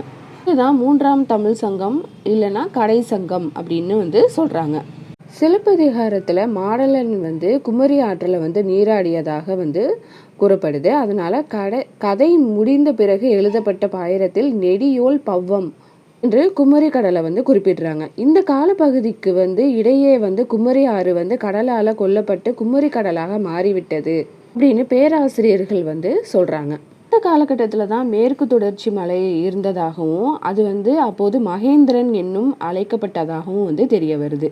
இந்த மகேந்திர மலை பொதிகை மலைக்கும் கபாடபுரத்திற்கும் தெற்கே இருந்ததாக விவரிக்கவும் படுது. தென்மதுரை, கபாடபுரம், தற்போதைய மதுரை ஆகிய இடங்கள்ல முறையே இந்த 3 சங்கங்கள் இருந்ததாக இறையாணர் களவியல் உரையில அழுத்தமா தெரிவிக்கிறாரு. டால்மி போன்ற மேலை நாட்டு அறிஞர்களும் சங்கம் பற்றி தெரிவிக்கிறாங்க. பாண்டிய மன்னர்கள் புலவர்கள் பலரை கூட்டிட்டு தமிழ் ஆய்வு செய்து செயற்கொள்ள ஏற்றி பிற்காலத்துல சங்கம் என்று அழைத்ததாகவும் தெரிய வருது. தமிழின் மிக தொன்மையான நூலாக விளங்குவது தொல்காப்பியம். இளந்திரு திருவின் பாண்டிய மன்னர் அவையில கோட்டாசன் முன்னிலையில தொல்காப்பியம் அரங்கேற்றப்பட்டதாக தகவலும் தெரிய வருது. தொல்லானை நல்லாசிரியர் புனர்கூட்டு உண்ட புகழ்சால் சிறப்பின் இளந்தரு திருவின் நெடியோன் அப்படின்னு மதுரை காஞ்சியில இந்த பாடல் வரிகள் நம்ம வாசிக்கவும் முடியுது. தமிழ் நிலை பெற்ற தாங்கரு மரபின் மகிழ்நனை மறுக்கின் மதுரை. இது சிறுபானாற்று படை புனைந்த நல்லூர் நத்தத்தனார் இந்த தமிழையும் மதுரையும் இயல்பாகவே இனிமையானது அப்படின்னு சொல்றாரு. அதாவது தமிழ் என்றால் மதுரை, மதுரை என்றால் தமிழ் என்பதுதான் இதோட பொருளா அமையுது. சிலப்பதிகாரம் இயற்றிய இளங்கோவடிகள் தென் தமிழ் நாட்டு தீதீர் மதுரை அப்படின்னு சொல்றாரு. மணிமேகலை இயற்றிய சீத்தலை சாத்தனார் தென் தமிழ் மதுரை அப்படின்னு சொல்றாரு. அதனால மதுரைக்கும் இந்த தமிழுக்குமான இயல்பான நெருக்கம் ரொம்பவே தீவிரமா இருந்ததா நம்மளால தெரியவும் முடியுது. அதனால மதுரை என்பது தற்கால மதுரை மட்டும் அல்லாம மதுரையும் குறிக்கிறாங்க. 12 பாண்டி நன்னாடு மண்ணுயிர் மணிய மலை வளம் இழந்தது புலவரையெல்லாம் வம்மின் யான் உங்களை புறந்தரகில்லேன் அப்படின்னு மணிமேகலை மூலமா தெரிய வருது. இந்த பாடல் மூலமா பாண்டிய மன்னர்கள் சங்கம் வளர்த்திருக்காங்க அப்படின்னு உறுதியாவே தெரிய வருது. புகழி ஞானசம்பந்தன் உரை செய் அங்கமலை செந்தமிழ்கள் அப்படின்னு திருஞான சம்பந்தர் சொல்றாரு. இதன் மூலமா தமிழ் சங்கங்கள் இருந்ததை நம்ம இன்னுமே உறுதியாகவும் சொல்ல முடியுது. இறையானார் களவியல் உரையில முச்சங்கம் பற்றிய விவரங்கள் மிக தெளிவாகவே சொல்றாரு. தலைச்சங்கம் தோன்றிய இடம் தென்மதுரை எனவும் கிமு 9600ஆம் ஆண்டுல தோன்றி கிமு 5200ஆம் ஆண்டு வரை இந்த சங்கம் நிலைத்திருந்ததா சொல்றாரு. சினவழுதி பாண்டிய மன்னன் காலத்துல தொடங்கப்பட்டது அப்படின்னு இந்த சங்கம் அப்படின்னு சொல்றாரு. கடுங்கோன் உக்கிர பெருவழுதி வெண்டேர் செலியன் உள்ளிட்ட 89 பாண்டிய மன்னர்கள் ஆட்சி காலம் வரை 4449 ஆண்டுகள் நீடித்து நிலைத்திருந்ததாக சொல்றாரு. இதுல காய் சினவழுதி என்று அப்படின்னா என்ன அப்படின்னாக்கா சினத்தை காய்ந்தவன் என்று பொருள். அதாவது கோபத்தையே கோபித்து நெருங்க விடாத அளவுக்கு பார்த்து கொள்வாராம் இவர். இதுல கடுங்கோன் என்றால் அறநெறியை கடுமையாக பின்பற்றிய அரசர் அப்படிங்கிறது தான் இதோட பொருள். அதாவது ரொம்பவே கண்டிப்பானவர் அப்படின்னு சொல்றாங்க. இந்த சங்கத்தோட தலைவரா அகத்தியர் இருந்ததாகவும் சிவபெருமான், முருகப்பெருமான், முரஞ்சியூர் முடி நாகராயர், நிதியின் கிழவன் அப்படின்னு மொத்தம் 4449 புலவர்கள் பாடல்களை பாடியிருக்காங்க அப்படின்னும் இந்த புலவர்கள்ல 7 பேர் பாண்டிய மன்னர்கள் அப்படின்னு குறிக்கிறாங்க. பரிபாடல், முதுநாரை, முதுகுருகு, களரியாவரை அப்படிங்கிற அகத்தியம் போன்ற பாடல்கள் இந்த சங்கத்துல தான் பாடப்பெற்றதாக இருக்குது அப்படின்னு சொல்றாங்க. அகத்தியர் தலை சிறந்த புலவரா இருந்திருக்காரு அப்படின்னு சொல்றாங்க. அவர் எழுதிய அகத்தியம் என்னும் நூல் தலை சங்கத்துல அரங்கேற்றப்பட்டது அப்படின்னு குறிக்கிறாங்க. அதாவது முதலாவது தமிழ் இலக்கணம் இந்த காலகட்டத்துல தான் வகுக்கப்பட்டது அப்படின்னு சொல்றாங்க. பரிபாடல்ல திருமாலுக்கு 8 பாடல்கள் இடம்பெறுது. செவ்வேல் என்னும் முருகப்பெருமானுக்கு 31 பாடல்களும், கடுங்கால் என்னும் காட்டில் இருக்கும் காளி தேவிக்கு 1 பாடலும் இடம்பெறுது. இங்க காளி என்பது கொற்றவை அப்படின்னு எடுத்துக்கலாம். முதுநாரை, முதுகுருகு அப்படிங்கிறது இசை நூல்கள். பகுருளி ஆற்றின் கரையில் அமைந்திருந்த தென்மதுரையை தலைநகரமாக கொண்டு ஆட்சி செய்த பாண்டிய மன்னர்கள்ல ஒருவர் தான் நெடியோன். இந்த மன்னரோட படை தளபதியாகவும் குமரிகண்ட நிலப்பகுதி ஒன்றின் தலைவராகவும் திகழ்ந்தவர் தான் செங்கோன். அந்த காலகட்டத்தில் குமரிகண்டத்தை ஆட்சி செய்த அந்த பாண்டிய மன்னர் நெடியோனும் அவரது தளபதி செங்கோனும் ஒரு காட்சியை பார்க்குறாங்க. அது என்ன அப்படின்னாக்க, குமரிகண்டத்தை சூழ்ந்திருந்த கடல் இந்த பகுதியை சிறிது சிறிதா கடலால் மூழ்க அடிக்கிறத பார்க்குறாங்க. இருந்தாலும் இவங்க இதை பார்த்துட்டு சும்மா இருக்காம இந்த இயற்கை பேரழிவுல இருந்து மக்களை காப்பாற்றணும் அப்படின்னு சொல்லிட்டு மாற்று வழிகள் என்ன அப்படிங்கிறத பார்க்குறாங்க. அந்த காலகட்டத்திலேயே நிலவியல், கடலியல், வானியல் சார்ந்த வல்லுநர்கள் பலர் இருந்திருக்கிறாங்க. அவங்க ரொம்பவே திறமையானவங்களாகவும் இருந்திருக்கிறாங்க அப்படின்னு தெரிய வருது. இப்போ அந்த வல்லுநர்கள் என்ன சொல்றாங்க அப்படின்னாக்கா, இந்த குமரிகண்டம் முழுவதுமே நிச்சயமா கடல்ல மூழ்கிற ஒரு ஆபத்தான ஒரு நிலை தான் இருக்குது அப்படின்னு சொல்றாங்க. ஆனா இது உடனடியா நிகழாது, சில ஆண்டுகள் ஆகும் அப்படிங்கிற ஒரு வார்த்தைகளையும் சொல்றாங்க. இதை பயன்படுத்தி கொண்ட அந்த கண்டத்து மக்கள் வந்து அங்கேருந்து வேறு வேறு இடங்களுக்கு வந்து பெயர்ந்து போகிறாங்க. இந்த கடல்கோளால் பக்ருலி ஆறும் பன்மலை அடுக்கும் குமரி ஆறும் உரிக்கோடும் தென்மதுரையும் அங்கிருந்த முதல் தமிழ் சங்கமும் முழுமையாக அழிந்து கடலுக்கு வந்து உணவாகுது. தரைப்பகுதியாக இருந்த இந்த பாண்டிய நாடு அழிந்து இந்து மகாசமுத்திரமாக மாறுது. இந்த தலை சங்கத்துடன் தலை சங்க நூல்களும் வந்து அழிந்து போகுது.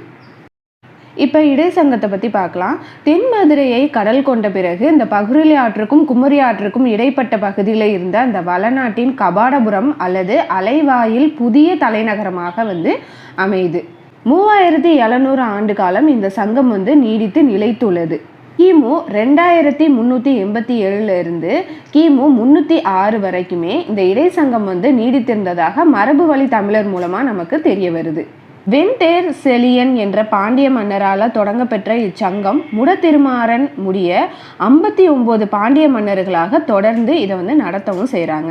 இவருக்கு ஏன் வெண்தேர் செலியன் அப்படின்னு வந்து பெயர் வருது அப்படின்னாக்கா, வெண்முத்துக்களை பதித்த 3000 தேர்களை கொண்டதால இவருக்கு வந்து வெண்தேர் செலியன் அப்படின்னு வந்து அழைக்கிறாங்க. இந்த இடைச்சங்கத்தில் வந்து அகத்தியர், தொல்காப்பியர் என்னும் தலை சிறந்த புலவர்கள் மட்டும் இல்லாமல் இறந்தையூர் கருங்கோழி, மோசி, வெள்ளூர் காப்பியன், சிறு பாண்டரங்கன், துவரைக்கோன், சிறந்தை போன்ற 3700 புலவர்கள் வந்து பாடியிருக்கிறாங்க. இதில் வந்து 5 பேர் வந்து பாண்டிய மன்னர்கள். 59 பாண்டிய மன்னர்கள் வந்து இந்த சங்கத்தில் வந்து ஆட்சியும் செஞ்சுருக்காங்க. இந்த இடைச்சங்க காலத்தில் ஓரளவுக்கு முழுமையாக நமக்கு கிடைத்த நூலுன்னு பார்த்தா அது வந்து தொல்காப்பியம் மட்டும்தான் வந்து கிடைக்குது. மற்ற எல்லா நூல்களுமே வந்து இந்த கடல்கோளால் வந்து அழிந்தும் போகுது. சிலப்பதிகாரத்தோட உரையாசிரியரான அடியாருக்கு நல்லார் வந்து அவரோட உரையில வந்து என்ன சொல்றாருன்னா, 2ஆம் ஊழியதாகிய கபாடபுரத்தின் இடைச்சங்கம் அப்படின்னு வந்து குறிப்பிடுறாரு. இப்ப கடைச்சங்கத்தை பத்தி பார்க்கலாம். கபாடபுரமும் கடற்கோளால அழிவுற்ற பிறகு பாண்டிய மன்னர்கள் வந்து மூதுரை தங்கள் தலைநகரமாக அமைத்து ஆட்சி புரியுறாங்க. கொஞ்ச நாட்கள்ல அதுவுமே வந்து கடற்கோளால அழிந்து போகுது. இதை ஒட்டி பாண்டிய மன்னர்கள் வந்து மதுரையை தங்களோட தலைநகரமாக அமைத்து ஆட்சி செய்கிறாங்க. அப்போது தான் இந்த கடை சங்கம் அல்லது 3ஆம் தமிழ் சங்கம் வந்து அமைக்கப்படுது. இந்த சங்கம் வந்து 1850 ஆண்டுகள் வரையுமே வந்து நீடித்து நிலைத்தும் இருக்குது. இந்த சங்கத்தை தொடங்கியது யார் அப்படின்னாக்கா, பாண்டிய மன்னர் முடத்திருமாறன் முதல் உக்கிர பெருவழுதி வரைக்குமே மொத்தம் 49 மன்னர்கள் வந்து இந்த சங்க காலத்தில் வந்து ஆட்சி செய்கிறாங்க. இதில் பாண்டிய மன்னரான முடத்திருமாறன் வந்து 2ஆம் சங்கத்தில் வந்து கடைசி மன்னர். இவர் வந்து அந்த கடற்கோளில் வந்து அந்த கடற்கோளால் அந்த கபாடபுரம் வந்து அழிந்த நேரத்தில் வந்து அங்கேருந்து தப்பிச்சு வந்தவர் தான் இந்த முடத்திருமாறன். இந்த கடைச்சங்கம் வந்து கிமு 1650ஆம் ஆண்டு முதல் தொடங்கி கிபி 200 ஆண்டு வரைக்குமே வந்து நீடித்து இருக்குது அப்படின்னு வந்து சொல்கிறாங்க. கடைச்சங்கத்தில் வந்து 49 புலவர்கள் வந்து உறுப்பினர்களாக வந்து இருக்கிறாங்க. சங்கத்தில் வந்து சிறு மேதாவியார், சேந்தம்பூதனார், பெருங்குன்றூர் கிழார், இளந்திருமாறன், துறை ஆசிரியர் நல்லந்துவனார், மருதன் இளநாகனார், காயர் மகனார், நக்கீரனானார், கபிலர் என்று மொத்தம் 449 புலவர்கள் வந்து பாடியிருக்கிறாங்க. இதில் வந்து 3 பேர் வந்து பாண்டிய மன்னர்கள் அப்படின்னு வந்து குறிப்பிடுறாங்க. இதில் பாடப்பட்ட நூல்கள் தான் அகநானூறு, குறுந்தொகை, நற்றிணை, புறநானூறு, ஐங்குறுநூறு, பதிற்றுப்பத்து, கலித்தொகை, பரிபாடல், கூத்து, வரி, சிற்றிசை, பேரிசை. இது எல்லா நூல்களுமே வந்து இந்த சங்கத்தில் தான் வந்து ஏற்றப்பட்டிருக்கு. சிலப்பதிகாரத்தோட ஆசிரியர் இளங்கோவடிகளும் இந்த சங்கத்தின் இறுதி காலத்தில் வாழ்ந்தவர் அப்படின்னு வந்து குறிக்கிறாங்க. சிலப்பதிகாரமும் மணிமேகலையும் கடைசங்க காலத்தில் ஏற்றப்பட்ட நூல்கள் தான். பாண்டிய நாட்டில் 12 ஆண்டுகள் கடும் பஞ்சம் ஏற்பட்டு மக்கள் வந்து அவதிக்கு உள்ளாகிறாங்க. உணவு இல்லாமல் பசியால் வாடி வதங்கியும் போகிறாங்க. அவங்களோட இந்த துயரை பார்த்து அந்த கண்ணுற்ற பாண்டிய மன்னர் வந்து அவரோட அவையில் இருந்த அந்த புலவர்கள் அனைவரையுமே வந்து கூப்பிட்டு பாண்டிய நாட்டை துறந்துட்டு நீங்கள் வந்து விருப்பமான இடங்களுக்கு வந்து போய் உங்களோட வறுமையை வந்து நீக்கி நீங்கள் வந்து வாழுங்க அப்படின்னு வந்து கேட்டுக்கிறாங்க. புலவர்களும் அதே மாதிரி வேறு வேறு பகுதிகளுக்கு போகிறாங்க. இப்போ 12 ஆண்டுகளுக்கு பிறகு அந்த பாண்டிய நாட்டில் வந்து கனமழை வந்து பெய்து பஞ்சம் வந்து நீங்குது. அதனால் அங்கேருந்து சென்று அந்த புலவர்கள் எல்லாருமே வந்து தேடி கண்டுபிடிச்சி மறுபடியும் இங்கே வந்து வாங்க அப்படின்னு வந்து ஆட்களை வந்து அனுப்பி வைக்கிறாரு. அப்படி திரும்பி வந்த புலவர்கள் எல்லாருமே வந்து எழுத்து மற்றும் சொல் இலக்கணங்களில் மட்டும்தான் வந்து வல்லுநர்களாக இருக்கிறாங்க. ஆனால் அவங்களுக்கு வந்து பொருள் இலக்கணம் பற்றி எதுவுமே வந்து தெரியாதவங்களாக வந்து இருக்கிறாங்க. இதனால் பாண்டிய மன்னர் வந்து ரொம்பவே வந்து கவலை அடைந்து இறைவனை தொழுது நிற்கிறாங்க. அப்படியே அவங்க வந்து தொழுகைக்கு இறங்கி அந்த ஆழ்வாய் கடவுள் வந்து அகப்பொருளை விளக்கும் 60 சூத்திரங்களை வந்து 3 செப்பேடுகள் மேலே பொறித்து கோயில் கருவறையில் வந்து தன்னோட பீடத்தின் கீழே வந்து வைக்கிறாங்க. இதை எடுத்து பார்த்த பாண்டிய மன்னர் வந்து அளவற்ற மகிழ்ச்சிக்கு வந்து உள்ளாகிறாரு. பாண்டிய மன்னர் ஒருவர் வந்து கடை சங்கத்தில் வந்து இருந்த 49 புலவர்களோட உருவங்களை வந்து சிலையாக வந்து வடிக்கிறாரு. அதன் பிறகு ஒரு நாள் பொய்யாமொழி புலவர் அச்சிலைகள் முன்பாக நின்று கொண்டு மனமுருகி பாடுறாராம். அந்த பாட்டை கேட்டு ரசித்த அந்த புலவரோட சிலைகள் வந்து தலையசைத்ததாக ஒரு செய்தியும் வந்து பரவுது. சிறப்பாக இயங்கி கொண்டிருந்த அந்த கடைச்சங்கம் வந்து உக்கிர பெருவழுதிக்கு அப்புறமா இந்த சங்கம் வந்து முறையாக பராமரிக்காமல் இது வந்து மறைந்தும் போகுது. இதுக்கப்புறம் அரியணை ஏறுற அந்த பாண்டிய மன்னர்கள் வந்து சங்கத்தை வளர்க்குறதுக்கு வந்து ஆர்வத்தை வந்து காட்டலை. தமிழ் மொழியையும் வந்து வளர்க்கணும் அப்படிங்கிற ஒரு ஆர்வமும் அவங்கள்ட்ட இல்லாததுனால இந்த சங்கம் வந்து வந்து மறைந்தும் போகுது. வந்து முக்கியமான காரணமாக அமைந்ததுன்னு பார்த்தாக்கா அரசியல் குழப்பங்கள்னே வந்து சொல்லலாம். ஏன்னா களப்பிரர்களோட படையெடுப்புகள், பல்லவர்களோட யுத்தங்கள் மட்டும் இல்லாமல் அந்த பாண்டிய நாட்டில் 12 ஆண்டுகள் வந்து கடும் பஞ்சம் நிலவியதுமே வந்து இதுவுமே ஒரு இதாக இருக்குது. அதனால் இங்கே உள்ள புலவர்கள் வந்து அந்த பாண்டிய நாட்டில் இருந்து நீங்கி சேர சோழ நாடுகளை நோக்கி சென்றதாகவும் வந்து சொல்கிறாங்க. இது போன்ற பல காரணங்களால் கிபி 3ஆம் நூற்றாண்டில் வந்து இந்த கடை சங்கம் வந்து அழிவுற்றதாக இறையானார் வந்து களவியல் இதில் வந்து தெரிவிக்கிறாரு.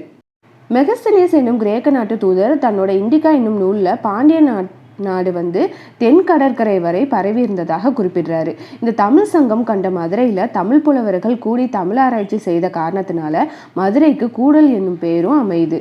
1ஆம் மாரவர்மன் குலசேகர பாண்டியன் காலத்தில் தான் இத்தாலியில இருந்து மார்க்கோ போலோ என்பவர் வந்து பாண்டிய நாட்டுக்கு வந்து வருகை தராரு. இவரோட காலத்துடன் தான் இந்த பாண்டிய பேரரசு வந்து மறையவும் செய்யுது. 4ஆம் தமிழ் சங்கம் வந்து மதுரை சேதுபதி உயர்நிலை பள்ளி மண்டபத்தில் 1901ஆம் ஆண்டு செப்டம்பர் மாதம் 14ஆம் தேதி வந்து பாண்டித்துறை தேவரால தொடங்கப்படுது. அதே நாளில் தமிழ் மொழி வளர்ச்சிக்காக சேதுபதி செந்தமிழ் காலசாலை, பாண்டியன் புத்தகச்சாலை, நூலாராய்ச்சி சாலை அப்படின்னு வந்து தொடங்கவும் செய்கிறாங்க. பகுருளி ஆற்று தென்மதுரை தமிழ் சங்கம். இந்த சங்கத்தோட பாண்டிய மன்னர் யார் அப்படின்னாக்க நெடியோன் என்பவரால் தான் தொடங்கவும் படுது. இவரோட வேறு பெயர்கள் வந்து 1ஆம் நிலந்தரு திருவீர் பாண்டியன், ஆலி வடி வளம்ப நின்ற பாண்டியன், பாண்டியன் மாகீர்த்தி. இந்த சங்கம் கிமு 30,000 ஆண்டு முதல் கிமு 16,500ஆம் ஆண்டு வரை மொத்தம் 13,500 ஆண்டுகள் வந்து இயங்கி வந்தது அப்படின்னு வந்து சொல்கிறாங்க. பகுருளி ஆற்றின் கரையில் அமைந்திருந்த இந்த தென்மதுரை என்னும் நகரில் தான் இந்த சங்கம் வந்து ஆரம்பிக்கவும் பட்டிருக்கு. பெருவள நாட்டுக்கும் ஒளி நாட்டுக்கும் இடையில எல்லையாக இருந்த மேருமலை தொடரில் இருந்து உற்பத்தியாகி ஓடிக்கொண்டிருந்தது தான் இந்த பகுருளி ஆறு. ஆனால் இந்த பகுருளி ஆறு வந்து இயற்கையான ஆறு கிடையாது. இது வந்து மனிதர்களால் செயற்கையாக வெட்டப்பட்ட ஒரு ஆறு தான். நெடியோன் என்ற பாண்டிய மன்னன் வந்து இந்த ஆற்றை மேருமலை தொடரில் இருந்து வெட்டி பெருவள நாட்டை வந்து வளப்படுத்துறாரு. இந்த பகுருளி ஆற்றங்கரையில் வந்து ஒரு அழகிய நகரத்தையும் வந்து உருவாக்குறாரு. அது ஏழ்மதுரை நாட்டுக்கு தெற்கே இருந்த காரணத்தினால இதை வந்து தென்மதுரை அப்படின்னு வந்து பெயரிடுறாங்க. இந்த நகரம் வந்து அவரோட நாட்டின் தலைநகரமாக்கி அங்கே இருந்த ஒளி நாடு, பெருவள நாடு, குமரி நாடு, பாண்டிய நாடு போன்ற நாடுகளை வந்து ஆட்சி புரிகிறாரு. இந்த பாண்டிய மன்னர் வந்து முத்தமலையும் வளர்த்தார் அப்படிங்கிறதுக்கு வந்து எடுத்துக்காட்டா பானக்கூத்தர் என்ற புலவரால் நம்ம வந்து தெரியவும் வருது. மேருமலை என்பது இந்த பாண்டிய மன்னர் ஆட்சி செய்த பெருவள நாட்டில் தான் இருக்குது அப்படின்னும் அந்த மலை 49 கொடுமுடிகள் என்று அழைக்கப்பட்டது அப்படின்னு வந்து சொல்கிறாங்க. இந்த மேருமலையோட ஒரு கொடுமுடி என்னும் சிகரத்திற்கு வந்து மணிமேகலை அப்படின்னு ஒரு பெயரும் இருக்குது. இந்த மணிமேகலையில் இருந்து தான் இந்த பேராறு என்னும் இந்த பெரிய ஆறு வந்து ஒன்று ஓடிட்டு இருந்ததாகவும் இந்த பேராறு குமரி ஆற்றுக்கும் பகுருளி ஆற்றுக்கும் இடையே ஓடினது அப்படின்னு வந்து சொல்கிறாங்க. மகேந்திரமலை தமிழ் சங்கம் கிமு 16,000 ஆண்டு முதல் கிமு 14,550 ஆண்டு வரை இயங்கியது. குமரி கண்டத்தில் குமரி நாட்டில் ஏழ்குன்ற நாடு என்னும் இடத்துல தான் இந்த மகேந்திரமலை வந்து இருக்குது. இறையானார் என்னும் திரிபுரம் எரித்த விரிசடை பெருமாள் தான் வந்து இந்த சங்கத்தை வந்து தோற்றுவிக்கிறாரு. இவருக்கு வந்து மேருவரம்பன் என்றும் பரமேஸ்வரன் என்றும் பட்டப்பெயர்களும் இருக்குது. இந்த சங்கத்துல திரிபுரம் எரித்த விரிசடை பெருமாள் என்னும் இறையானார் மற்றும் பொதிகை மலை அகத்தியர் போன்ற புலவர்கள் வந்து அங்கம் வகிக்கிறாங்க. இங்கு வந்து மகேச சூத்திரம் என்னும் பேரிலக்கண நூல், களவியல் என்னும் 5 அகநூலும் வந்து அரங்கேற்றப்படுது. அது மட்டும் இல்லாமல் அறம், பொருள், இன்பம், வீடு என்னும் 4 மறைகள், 9 ஆகமங்கள், 6 அங்க நூல்கள், 18 ஒழுக்க நூல்கள், மகேச சூத்திரம், களவியல் என்னும் 5 அகநூல்கள் போன்றவையும் பாடப்படுது. இறையாணர் காலத்துல தமிழ்நாடு விந்திய மலைக்கு வடக்கே இருந்தது தான் தமிழ்நாடு அப்படின்னு வந்து சொல்றாங்க. சிந்து நாடு, கங்கை நாடு, இமய நாடு என்று 3 பெரும் பிரிவுகளாக வந்து பிரிக்கவும் பட்டிருக்கு. குமரி ஆற்றுக்கும் கன்னி ஆற்றுக்கும் இடையில இருந்த தமிழ்நாடு, குமரி நாடு, பெருவள நாடு, ஒளிநாடு அல்லது தென் பாலிமுகம் என்று 3 பெரும் பிரிவுகளாக பிரிக்கவும் பட்டிருக்கு. இதில் குமரி நாடு, ஏழ் மதுரை நாடு, ஏழ் குறும்பானை நாடு, ஏழ் தெங்க நாடு, ஏழ் முன்பாலை நாடு, ஏழ் பின்பாலை நாடு, ஏழ் குன்ற நாடு, ஏழ் குணக்காரை நாடு என்று 7 குறு நாடுகளாக பிரிக்கவும் பட்டிருக்கு. இந்த 7 குறு நாடுகளும் முறையே 7 சிறு பகுதிகளாக மொத்தம் 49 பகுதிகளாக அங்கே வந்து காணவும் படுது. இங்கே வந்து ஒரு ஆச்சரியமான தகவல் ஒன்று வந்து கிடைக்குது. 2 கோடி ஆண்டுகளுக்கு முன் விந்திய மலைக்கும் இந்த திபெத் என்று அழைக்கப்படும் வானவர் நாட்டுக்கும் இடையே தற்போது காணப்படுவதைப் போல நிலப்பரப்புலாம் கிடையாது, கடல் தான் இருந்தது. இந்த கடலில் தான் வந்து மூழ்கி கிடக்குது இமயமலை. இந்த இமயமலை வந்து மேலே எழுந்து பல ஆயிரம் ஆண்டுகளுக்கு பின் குடியிருக்க வசதிகளும் வந்து ஏற்படுது. அதற்கப்புறம் தான் வந்து சேர சோழ பாண்டியர்கள் வந்து மாறி மாறி இமயம் வரை சென்று அங்கு உள்ள மக்களை வந்து குடியேற்றி வளப்படுத்தவும் செய்கிறாங்க. இந்த காலகட்டத்தில் தான் சிந்து, பிரம்மபுத்திரா ஆகிய 2 ஆறுகள் மட்டும்தான் வந்து ஓடிட்டு இருந்ததாகவும், இந்த 2மே வந்து இயற்கை ஆறுகள் அப்படின்னு வந்து சொல்கிறாங்க. அப்படின்னா கங்கை நதி வந்து இயற்கையானதா இல்லை செயற்கையானதா அப்படிங்கிற ஒரு கேள்வி வந்து வருது. இது வந்து செயற்கையானதாகவும், இது வந்து சோழர்களால் வெட்டப்பட்ட ஆறு அப்படின்னு வந்து சொல்கிறாங்க. வேலி குதிரை நாடி தொட்ட கடகலத்து பாட்டு குமரியாறு பனை நாட்டோடு கெடுவதற்கு முன்பு. இது வந்து தொல்காப்பியத்தில் உள்ள ஒரு பாடல். வங்காள விரிகுடாவுக்கு இதனால தான் தொடுக்கடல் என்ற ஒரு பேரும் சாகரம் என்ற ஒரு பேரும் வந்து இருக்குது அப்படின்னு வந்து சொல்கிறாங்க. சாகரனால் தோண்டப்பட்டது தான் இந்த சாகரம். இப்போ இந்த சாகரம் என்ற பெயர் வந்து எல்லா சமுத்திரங்களுக்குமே வந்து வழங்கவும் படுது. இமயமலையில் எப்படி 13 சிகரங்கள் காணப்படுதோ அதே மாதிரி மேருமலையில் மகேந்திரம், மணிமாலை, குமரி, கொல்லம் உள்ளிட்ட 49 சிகரங்கள் வந்து காணப்படுது. இந்த குமரி நாட்டோட தென்முனையில் இருந்தது தான் இந்த 7 குணக்காரை நாடு. குமரி நாட்டில் ஓடினது தான் இந்த குமரி ஆறு. பேராறு மற்றும் பகருளி ஆறு இது வந்து பெருவள நாட்டில் தான் வந்து ஓடி இருக்கு. கன்னி ஆறு வந்து ஒளி நாட்டில் வந்து ஓடி இருக்கு. இது வந்து தமிழ்நாட்டோட கடைசி ஆறு என்பதனால இதை வந்து ஈரான கன்னி அப்படின்னு வந்து சொல்றாரு திருமூலர். இந்த ஒளி நாட்டில் வந்து சூரியன் காணப்படாததுனால அங்கு வந்து ஒளி மேகங்களால தான் வெளிச்சம் கிடைத்தது அப்படின்னும், ஒளி நாட்டில் வந்து 6 மாதம் பகல் இருக்கும், 6 மாதம் வந்து இரவாக தான் இருக்கும் அப்படின்னு வந்து சொல்றாரு. பொதிகை மலை தமிழ் சங்கம். பொதிகை அல்லது பொதிகை மலை தமிழ் சங்கம் கிமு 16,000ஆவது ஆண்டு வந்து தொடங்கவும் படுது. கோல் எழுத்து, வட்ட எழுத்து, சதுர எழுத்து காலம் வரை இந்த சங்கம் வந்து இயங்கி வந்திருக்கு அப்படின்னு வந்து சொல்றாங்க. பாவநாசம் என்னும் இடத்தில் அமைந்துள்ள பொதிகை மலையில் அமைந்திருந்த இந்த சங்கத்தை திரிபுரம் எரித்த விரிசடை பெருமானுக்கு சமமானவரும் பரமேஸ்வரனின் 5 பெரும் குழுவிற்கு தலைமை தாங்கியவருமான அகத்தியர் தான் இதை வந்து தொடங்குறாரு. இந்த சங்கத்தில் வந்து அகத்தியரோட மாணவர்களும் பாண்டிய அரசர்களும் தான் வந்து உறுப்பினர்களாக வந்து இருக்கிறாங்க. இந்த சங்கத்தில் வந்து மகேச சூத்திரம், களவியல், அகத்தியம் முதலிய நூல்கள் வந்து ஏற்றவும் படுது. ஒரு நாடு வந்து வளம் பெற்ற சிறப்பாக விளங்கணும் அப்படின்னாக்கா முதல்ல வந்து அந்த நாட்டில் வந்து தமிழ் மொழி வந்து வளம் பெற வேண்டும் என்ற கருத்தோட அடிப்படையில் வந்து பொதிகையில் வந்து தமிழ் சங்கத்தை வந்து தொடங்குறாரு அகத்தியர். இங்க வந்து அகத்தியம் என்னும் பேரிலக்கண நூலை ஏற்றி முத்தமிழை ஆராய்ந்து வளர்த்துட்டு வர்றாரு அகத்தியர். இந்த நிலையில தான் மகேந்திர மலையில் அமர்ந்தபடி தமிழ் சங்கம் ஒன்றை அமைத்து தமிழ் வளர்த்து வந்த பரமேஸ்வரன் அந்த சங்கத்துல அகத்தியரையும் உறுப்பினரா இணைத்து கொள்றாரு. இந்த சங்கத்துல சேர சோழ பாண்டிய அரசர்களும் அங்குள்ள அறிஞர்களும் இங்க வந்து அங்கம் வகிக்கிறாங்க. இப்படி 3 நாடுகளுக்கும் பொதுவான மலையாக விளங்கிய காரணத்தினால இதை வந்து பொதியில் அப்படின்னு சொல்றாங்க. இந்த மலையை தான் பொதிய மலை அப்படின்னு வந்து மணிமலை தமிழ் சங்கம். இந்த மணிமலை தமிழ் சங்கம் கிமு 14,550 முதல் கிமு 14,490 ஆண்டு வரை 60 ஆண்டுகள் வந்து இயங்கி வந்ததாகவும், இந்த மணிமலை என்பது மேருமலை தொடரின் 49 சிகரங்கள்ல ஒன்று அப்படின்னு வந்து சொல்றாங்க. ஏழ்குன்ற நாட்டின் மகேந்திர மலைக்கு தெற்கே இருந்த இம்மலை பெருவள நாட்டை சேர்ந்தது அப்படின்னும் இந்த சங்கத்தை தொடங்கியவர் வந்து திரிபுரம் எரித்த பரமேஸ்வரன் குடியில் வழிவந்த ஒலி செங்கோ என்ற அரசர் தான் இதை வந்து தொடங்கினதாகவும், மணிமலை தமிழ் சங்கத்தின் தலைவராக இருந்தவர் வந்து சக்கரன் அப்படின்னு வந்து சொல்றாங்க.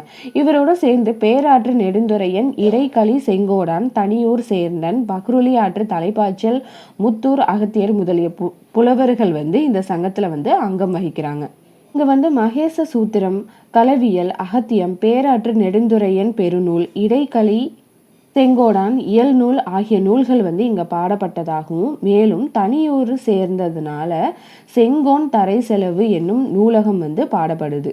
கவியரங்கில் ஏறிய அரசர் ஒலி செங்கோ என்பவர் இந்த தமிழ்நாட்டை ஆட்சி செஞ்சதுனால ஒலிநாட்டு வேல்குல மன்னர்களோட கடைசி மன்னர் அப்படின்னு வந்து சொல்றாங்க.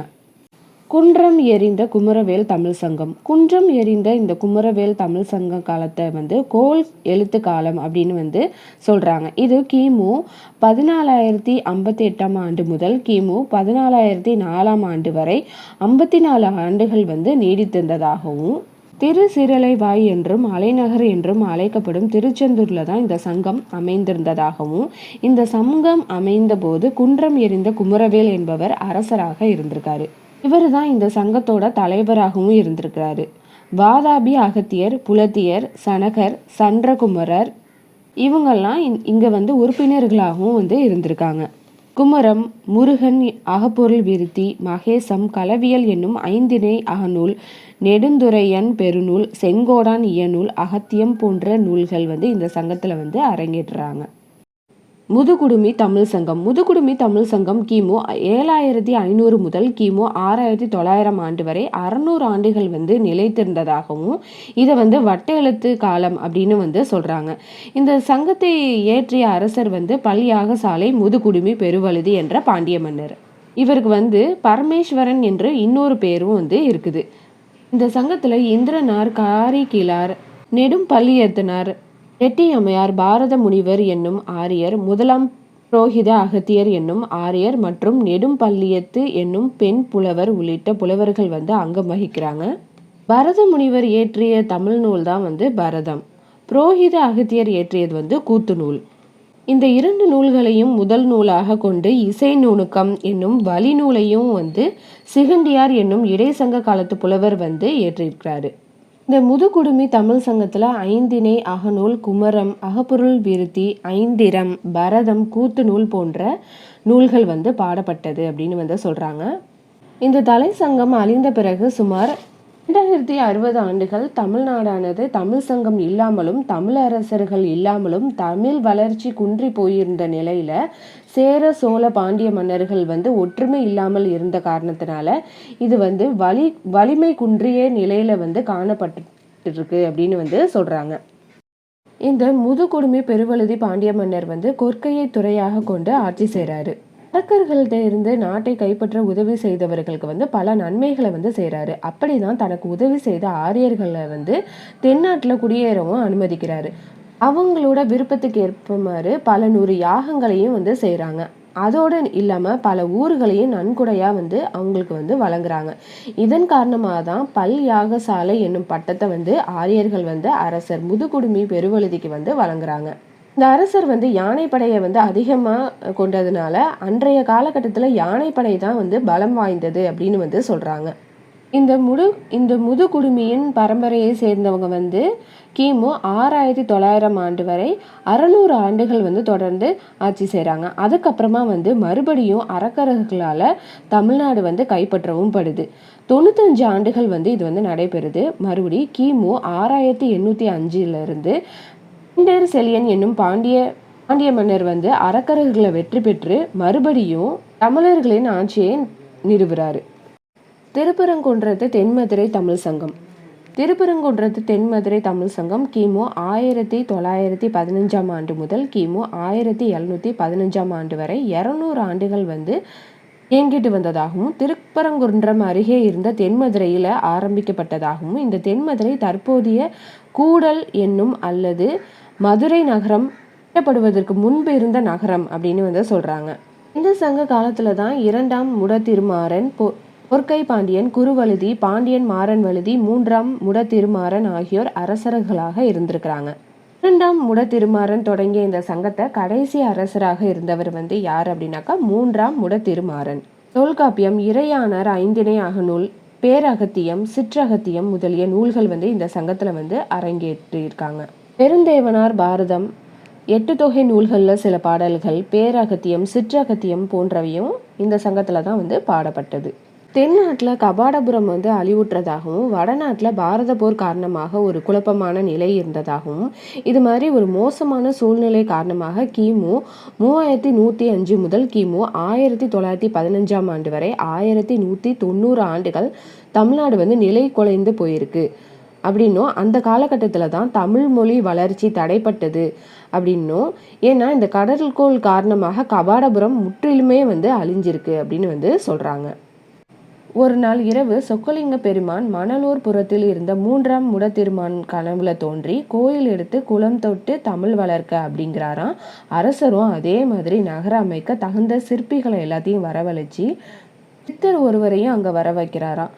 எப்படி இந்த நகரம் அமைய வேண்டும் அப்படின்னு வழிகாட்டுறதுக்காக அப்படி வர வைக்கிறாராம்.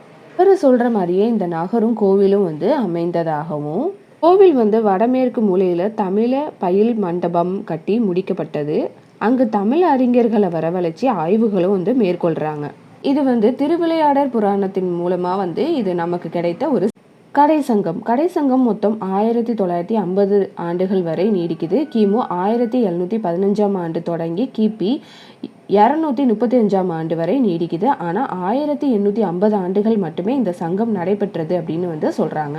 சிலப்பதிகாரத்தை எழுதிய இளங்கோவடிகள், சிந்தாமணியை எழுதிய திருத்தக்க தேவர், சூடாமணியை எழுதிய தோளாமொழி தேவர், கொங்கு வேளிர் பகன்ற உதயணன் கோதை, திருக்குறள் படைத்த திருவள்ளுவர், ஐங்குறுநூறு தொகுத்த யானை கட்சே மாந்தர சேரல் இரும்பொறை, திருமந்திரம் எழுதிய திருமூலர் ஆகியோர் கடைசங்க காலத்தை சேர்ந்தவர்கள்தான்.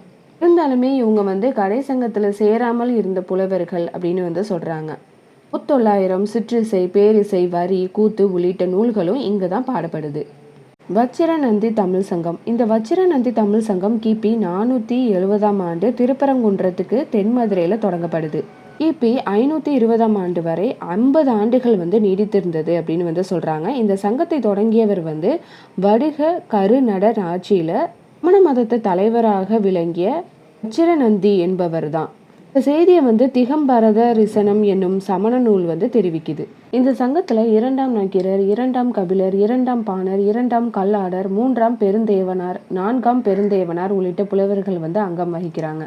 144ஆம் ஆண்டு கோவலனுக்கு அநீதி இழைக்கப்பட்ட கொடிய செயலுக்காக வருந்தி ஆரியப்படை கடந்த பாண்டியன் நெடுஞ்செழியன் இறந்து போறாரு. தன்னோட கணவன் கோவலன் அநியாயமாக கொலை செய்யப்பட்டதுனால கோவமா கண்ணகி இந்த மதுரை நகர் முழுவதும் சுற்றி வர்றாங்க. இந்த கொடுஞ்செயலுக்காக பொற்கொல்லன் வீட்டுக்கு கூட்டமாக சென்ற மதுரை மக்கள் தீ வைத்து கொளுத்துறாங்க. ஆடி மாத காற்று காரணமாக தீ வேகமாகவே அந்த நகர் முழுவதும் பரவி மதுரை முற்றிலுமாக எரிந்து போகுது.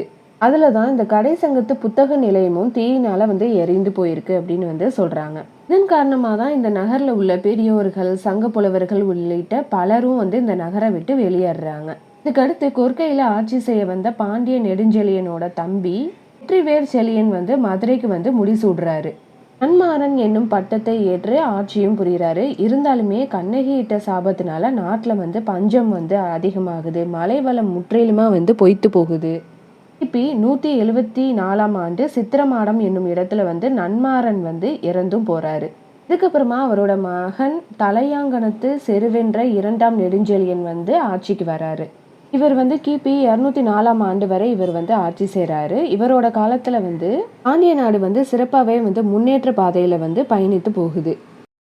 இவருக்கு அப்புறமா இவரோட மகன் 2ஆம் உக்கிர பெருவழுதி ஆட்சிக்கு வராரு. நிலை குலைந்து காணப்பட்ட இந்த தமிழ் சங்கத்தை கிபி 3ஆம் நூற்றாண்டுல உயிர்த்தெழுறாரு.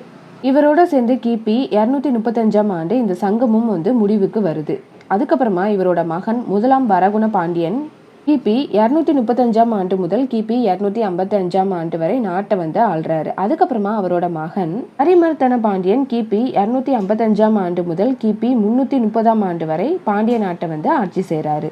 அதுக்கப்புறமா கிபி 330ஆம் ஆண்டு முதல் கிபி 340ஆம் ஆண்டு வரை அவரோட மகன் 2ஆம் வரகுண பாண்டியன் வந்து ஆட்சி செய்கிறாரு. அந்த நேரத்தில் தான் வடநாட்டில் கருநட அரசன் களப்பிரன் என்பவர் பாண்டிய நாட்டின் மீது படையெடுத்து வந்து நாட்டை வந்து கைப்பற்றுறாரு. இதுக்கப்புறமா தான் களப்பிர வம்சத்தினர் வந்து கிபி 520ஆம் ஆண்டு வரை 180 ஆண்டுகள் வந்து ஆட்சி செய்கிறாங்க. சமண மதத்தை தழுவிய களப்பிரர் வம்சத்தை சேர்ந்த வடுக கருநடர் ஆட்சி வந்து கிபி 340ஆம் ஆண்டு வரை தொடங்குது. இவங்களோட ஆட்சியில தான் சமணர்கள் வந்து கூட்டம் கூட்டமாக வடநாட்டில இருந்து மதுரைக்கு வந்து வர்றாங்க. இவர்கள் பிரான்மலை, அழகர்மலை, ஆனைமலை, பசுமலை, நாகமலை, பரங்குன்றம், பன்றிமலை, கழுகுமலை ஆகிய 8 குன்றங்களிலும் இன்னும் பல முக்கியமான ஊர்கள்லையும் குடியேறி சமணத்தை வந்து வளர்க்குறாங்க. கிபி 470ஆம் ஆண்டு சமண மத தலைவராக இருந்த வச்சிரநந்தி தன்னோட சமணத்தை வளர்ப்பதற்காக தமிழ் சங்கம் ஒன்றை வந்து நிறுவுறாங்க. அதில் வந்து சமண புலவர்கள் மட்டும் அல்லாமல் சைவ புலவர்களும் இணைஞ்சு தமிழாய்வை வந்து மேற்கொள்கிறாங்க. இதில் வந்து பல நூல்களும் வந்து ஏற்றுறாங்க. மதுரை 4ஆம் தமிழ் சங்கம் கிபி 520 முதல் கிபி 1901ஆம் ஆண்டு வரை இந்த தமிழ் சங்கம் எதுவுமே இல்லாத ஒரு நிலையில தான் வந்து இருக்குது. அதுக்கப்புறமா 1901ஆம் ஆண்டு மே மாதம் 24ஆம் தேதி இந்த 4ஆம் தமிழ் சங்கம் வந்து உதயமாகுது. தற்போதைய மதுரையில் பாலவனத்தம் இலக்கிலார் பாண்டியத்துறை தேவர் இந்த சங்கத்தை வந்து தோற்றுவிக்கிறாரு. சென்னை உவே சாமிநாத ஐயர், ராமநாதபுரம் ராகவ ஐயங்கார், மதுரை நாராயண ஐயங்கார், சோழவந்தான் சேட்டூர் சுப்பிரமணிய கவிராயர், மதுரை கந்தசாமி கவிராயர் உள்ளிட்ட 251 பேர் இந்த சங்கத்தில் அங்கம் வகிக்கிறாங்க. தொல்காப்பியம், நன்னூல், வீரசோழியம் போன்ற பாடல்கள் வந்து இந்த சங்கத்தில் தான் வந்து பாடப்பட்டிருக்கு அப்படின்னு வந்து சொல்கிறாங்க. கரந்தை தமிழ் சங்கம் தஞ்சை மாவட்டம் கரந்தாட்டாங்குடி என்னும் கரந்தையில கிபி 1911ஆம் ஆண்டு ராதாகிருஷ்ண பிள்ளை என்பவரால் இந்த தமிழ் சங்கம் வந்து ஏற்றவும் படுது. உமா மகேஸ்வரம் பிள்ளை என்பவரால் இந்த சங்கம் வந்து நன்கு வளர்ச்சி அடையவும் செய்யுது. இந்த சங்கத்தில் இருந்த மாதந்தோறும் தமிழ் பொழில் என்னும் தனித்தமிழ் பத்திரிகை ஒன்று 1925ஆம் ஆண்டு வந்து தொடங்கவும் படுது. கோவை தமிழ் சங்கம் பண்டிதர் திருச்சிற்றம்பிள்ளை என்பவர் கொங்கு நாட்டின் தலைநகர் கோயம்புத்தூர்ல கிபி 1915ஆம் ஆண்டு தமிழ் சங்கத்தை ஒன்றை வந்து தொடங்குறாரு. இந்த சங்கத்தோட தலைவராக பெரிய புராண உரையாசிரியர் சிவகவிமணி சுப்பிரமணிய முதலியார் வந்து இருக்கிறாரு. இவரோட தந்தை கந்தசாமி முதலியார் கிபி 1866ஆம் ஆண்டு கோவை வைசியால் வீதியில் உள்ள கட்டடம் ஒன்றில் சைவ பிரசங்க சாலை ஒன்றை ஏற்படுத்துறாரு. இதே இடத்துல தான் கோவை தமிழ் சங்கமும் கிமு 50,000 ஆண்டுகளில் மிகப்பெரிய கடல்கோள் காரணமாக கண்டங்கள் வந்து ஒன்றோடு ஒன்று மோதிக்கொண்டும் நகர்ந்தும் காணப்பட்டன. அதே நேரத்தில் தெற்கே இருந்த குமரி கண்டம் கடலுக்குள்ள படிப்படியாக மூழ்க தொடங்குது அப்படின்னு வந்து சொல்கிறாங்க. தென்கடலில் மூழ்கிய இந்த கண்டம் தான் மனிதன் தோன்றிய முதல் நிலம் அப்படின்னும் மனிதன் தோற்றத்தின் வரலாறு என்னும் ஆய்வு நூலை எழுதிய பேராசிரியர் ஹெக்கல் வந்து வெளியிடுறார். குமரி கண்டத்தில் 7 நாடுகளும் அதுவும் 7 பகுதிகளாக பிரிக்கப்பட்டிருக்கு அப்படின்னு நம்ம வந்து பார்த்துருப்போம். அது வந்து 7 தெங்க நாடு, 7 மதுரை நாடு, 7 குணக்காரை நாடு, 7 பின்பாலை நாடு, 7 குன்ற நாடு, 7 முன்பாலை நாடு, 7 குறும்பனை நாடு. இந்த நாடுகளை பற்றி வேறு எந்த ஒரு விவரங்களுமே கிடைக்காம தான் வந்து இருக்குது. இது வந்து வெறும் கடல்கோளால் அழிந்து தான் போயிருக்கு அப்படிங்கிற ஒரு தகவல் மட்டும்தான் வந்து தெரியவும் வருது. ஆனால் இந்த நாடுகளோட அந்த அறிவியல் தன்மை பற்றி தென்காசி சுப்பிரமணியன் என்பவர் வந்து விளக்கியிருக்காரு. அது என்னங்கிறத நம்ம இப்போ பார்க்கலாம். 7 குணக்காரை நாடு. இதில் காரை என்பதை வந்து கரையை அப்படின்னு வந்து எடுத்துக்கிட்டு கிழக்கு கடல் பகுதியில் இந்நாடு வந்து இருந்திருந்ததாகவும் அதனால தான் இந்த பேர் வந்து இருக்கணும் அப்படின்னு வந்து சொல்கிறாரு. அடுத்து 7 குன்ற நாடு என்பதில் குன்றம் என்பது மலையை வந்து குறிக்குது. அப்போ மலையை சுற்றி உள்ள நாடுகளாகும். குமரியில் மேரு என்ற மலை இருந்ததை இத்துடன் ஒப்பிட்டு பார்க்கும்போது இந்திய பெருங்கடலுக்குள்ளே இந்த 2 பெரும் மலைத்தொடர்களும் இருந்தது அப்படின்னு ஒரு தகவலும் வந்து கிடைக்கிது. மேற்கு புற மலைத்தொடர்களில் தான் லட்சத்தீவுகள், மினிக்காய் தீவுகள், மாலத்தீவு போன்ற தமிழ் பெயர்களை கொண்ட தீவுகளும் அமெரிக்கா கடற்படை விமானப்படை தளம் அமைந்துள்ள டியூகோ கார்ஷியா என்னும் தீவும் இருக்குது. அதனால் முற்காலத்தில் பெரும் மலைத்தொடர்கள் இருந்ததுக்கு வந்து இதுவே ஒரு சான்றாக அமையுது. 7 மதுரை நாடு என்பதில் இதில் தென்மதுரை என்னும் குமரி கண்டத்தின் தலைநகரமாக சுற்றி அமைந்த நாடாக இருக்கணும் அப்படின்னு வந்து சொல்கிறாங்க. இந்த மதுரை என்ற நகரமே குமரி கண்டத்தோட தலைநகரமாக தான் இருந்தது அப்படின்னு இந்த தமிழ் இலக்கியங்கள் மூலயமா நமக்கு வந்து தெரிய வருது. அப்போ மதுரை என்ற பெயருக்கான அந்த காரணம் என்னங்கிறதையும் நம்ம பார்க்கணும்ல. பாண்டியர்கள் வந்து நிலவை வழிபட்டு வந்ததாகவும் நிலவுக்கு மதி என்று ஒரு பெயரும் இருந்ததாகவும் தங்கள் தலைநகரை மதிரை, அதாவது மதி உறையும் ஊர் அப்படின்னு அழைத்ததாகவும் அது திரிந்துதான் மதுரை என்று அழைக்கப்பட்டது அப்படின்னு வந்து சொல்றாங்க. சந்திர குலத்தை சேர்ந்த பாண்டியர்கள் மதி என்னும் சந்திரனை போற்றும் வகையில் தங்களோட தலைநகருக்கு மதுரை என்னும் பெயரை சூட்டுறாங்க. ஏழ்மதுரை என்பது குமரிகண்டத்தின் ஒரு பகுதியாக, அதாவது தற்போதைய மாநிலத்தை போன்றே வந்து இருந்திருக்கணும் அப்படின்னு வந்து இலக்கியங்கள் மூலியமா நமக்கு தெரிய வருது. அந்த 7 நாடுகளில் ஏழ்மதுரை சற்று கூடுதல் சிறப்பு வாய்ந்ததாக இருந்திருக்கணும். அதனால தான் குமரிகண்டத்தோட தலைநகரமாக இந்த ஏழ்மதுரை வந்து முக்கியத்துவம் பெற்றிருக்கு அப்படின்னு வந்து சொல்கிறாங்க. தெங்க நாடு, இதில் வந்து தெங்கு என்பது தென்னை மரத்தை வந்து குறிக்குது. இன்று குமரி மாவட்டம் மற்றும் கேரளாவில் தென்னையை தெங்கு என்று குறிப்பிடுவது தான் வழக்கம். ஆஸ்திரேலிய தீவுகளில் இருந்து தான் பிற தென்கிழக்கு தீவுகளுக்கு தென்னை மரம் வந்து கொண்டு வரப்பட்டதாகவும் வந்து சொல்லப்படுது. மேலும் அங்கே வந்து தென்னை மரம் அதிக அளவில் காணப்பட்டிருக்கு அப்படின்னு வந்து சொல்கிறாங்க. குறும்பனை நாடு, இதில் வந்து குறும்பனை என்றால் பனை மரத்தை குறிப்பதாக நம்ம வந்து எடுத்துக்கிறோம். தென் திசைக்கு சொந்தமானது பனைமரம். அதை கருத்தில் கொண்டு தான் குறும்பனை என்ற பெயர் வந்து வந்திருக்கணும் அப்படின்னு வந்து சொல்கிறாங்க. இந்த கதர் வாரியம் எடுத்த கணக்கின்படி பார்த்தாக்கா இந்தியாவில் மொத்தம் 102 கோடி பனைமரங்கள் வந்து இருந்ததாகவும் தமிழ்நாட்டில் மட்டுமே 5 கோடி பனைமரங்கள் உள்ளன. அதில் பாதி அளவு மரங்கள் நெல்லை, ராமநாதபுரம், தூத்துக்குடி உள்ளிட்ட தென் மாவட்டங்களில் தான் அதிகமாக காணப்படுது அப்படின்னு வந்து சொல்கிறாங்க. குமரி மாவட்டத்தில் குறும்பனை என்று ஒரு இன்றளவுக்குமே வந்து ஒரு ஊர் வந்து இருக்குது அப்படின்னு வந்து நமக்கு வந்து இதன் மூலியமாகவே வந்து தெரிய வருது. ஏழ்பனை என்பதே நாளடைவில் யாழ்ப்பாணம் அப்படின்னு சொல்லி மருவியும் இருக்கலாம் அப்படின்னு வந்து சொல்கிறாங்க. குணக்காரை நாடு, இதில் வந்து கடலோரத்தில் அமைந்த பகுதி அப்படிங்கிறதுனால இந்த பேர் வந்திருக்கலாம் அப்படின்னு வந்து நமக்கு தெரிய வருது. பின்பாலை நாடு, முன்பாலை நாடு என்பது வந்து பாலை நிலத்தை குறித்தே இது வந்து குறிக்குது. கொற்றவை, குறிஞ்சி என்றால் மலையும் மலை சார்ந்த இடமும் என்று பொருள். இந்த குறிஞ்சி என்னும் மலை சார்ந்த இடங்கள்ல வாழ்ந்த தமிழர்கள் செவ்வேல் என்னும் முருகப்பெருமானை வந்து வணங்கிட்டு வர்றாங்க. முருகனை செய்யோன் என்றும் அழைக்கிறாங்க. இங்கு வாழ்ந்த மக்கள் வந்து குன்றக்குறவர்கள் அப்படின்னும் வந்து அழைக்கப்படுறாங்க. முல்லை வந்து காடு சார்ந்த இடம் என்பாங்க. முல்லை நிலத்தில் வந்து காடுகள் வந்து அதிகமாக இருந்ததுனால அங்கு உள்ள மக்கள் வந்து திருமாலை வந்து வணங்குறாங்க. திருமாலை மாயோன் என்று அவங்க வந்து குறிப்பிடுறாங்க. இங்கு வாழ்ந்த மக்களை வந்து இடையர்கள் என்றும் ஆயர்கள் என்றும் அழைக்கிறாங்க. அடுத்து மருதம் வந்து வயல் சார்ந்த இடம். இந்த மருதம் என்னும் வயல் சார்ந்த பகுதிகளில் வசித்து வந்த தமிழர்கள் இந்திரனை வந்து வணங்குறாங்க. மருத நிலத்தில் வாழ்ந்த மக்களை வந்து உழவர், கடையர், ஊரன், மகிழர், களமர் அப்படின்னு வந்து அழைக்கிறாங்க. அடுத்து நெய்தல், இது வந்து கடலும் கடல் சார்ந்த இடம் என்பதாகும். நெய்தல் நிலமான கடல் பகுதியில் வசித்த மக்களை வந்து பரதவர், சேர்ப்பன், நுழைச்சி அப்படின்னு வந்து அழைக்கிறாங்க. இந்த மக்கள் வந்து வர்ணனை வந்து தெய்வமா வந்து வழிபடு. அடுத்து பாலை என்றால் மணல் சார்ந்த இடம்.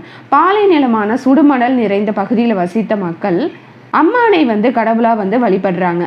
அன்றைய காலகட்டத்தில் வந்து கொற்றவை என்னும் தெய்வத்தை வந்து இவங்க வந்து வழிபடுறாங்க. இங்கு வசித்த மக்களை வந்து விடலை, காளை, மறவர் அப்படின்னு வந்து அழைக்கிறாங்க. பாண்டிய நாட்டில் கொற்கை என்னும் இடம் வந்து தவிர்க்க முடியாத ஒன்றுனே சொல்லலாம். இந்த நகரை பற்றி சங்க இலக்கியங்களில் ரொம்பவே வந்து சிறப்பாக வந்து சொல்கிறாங்க.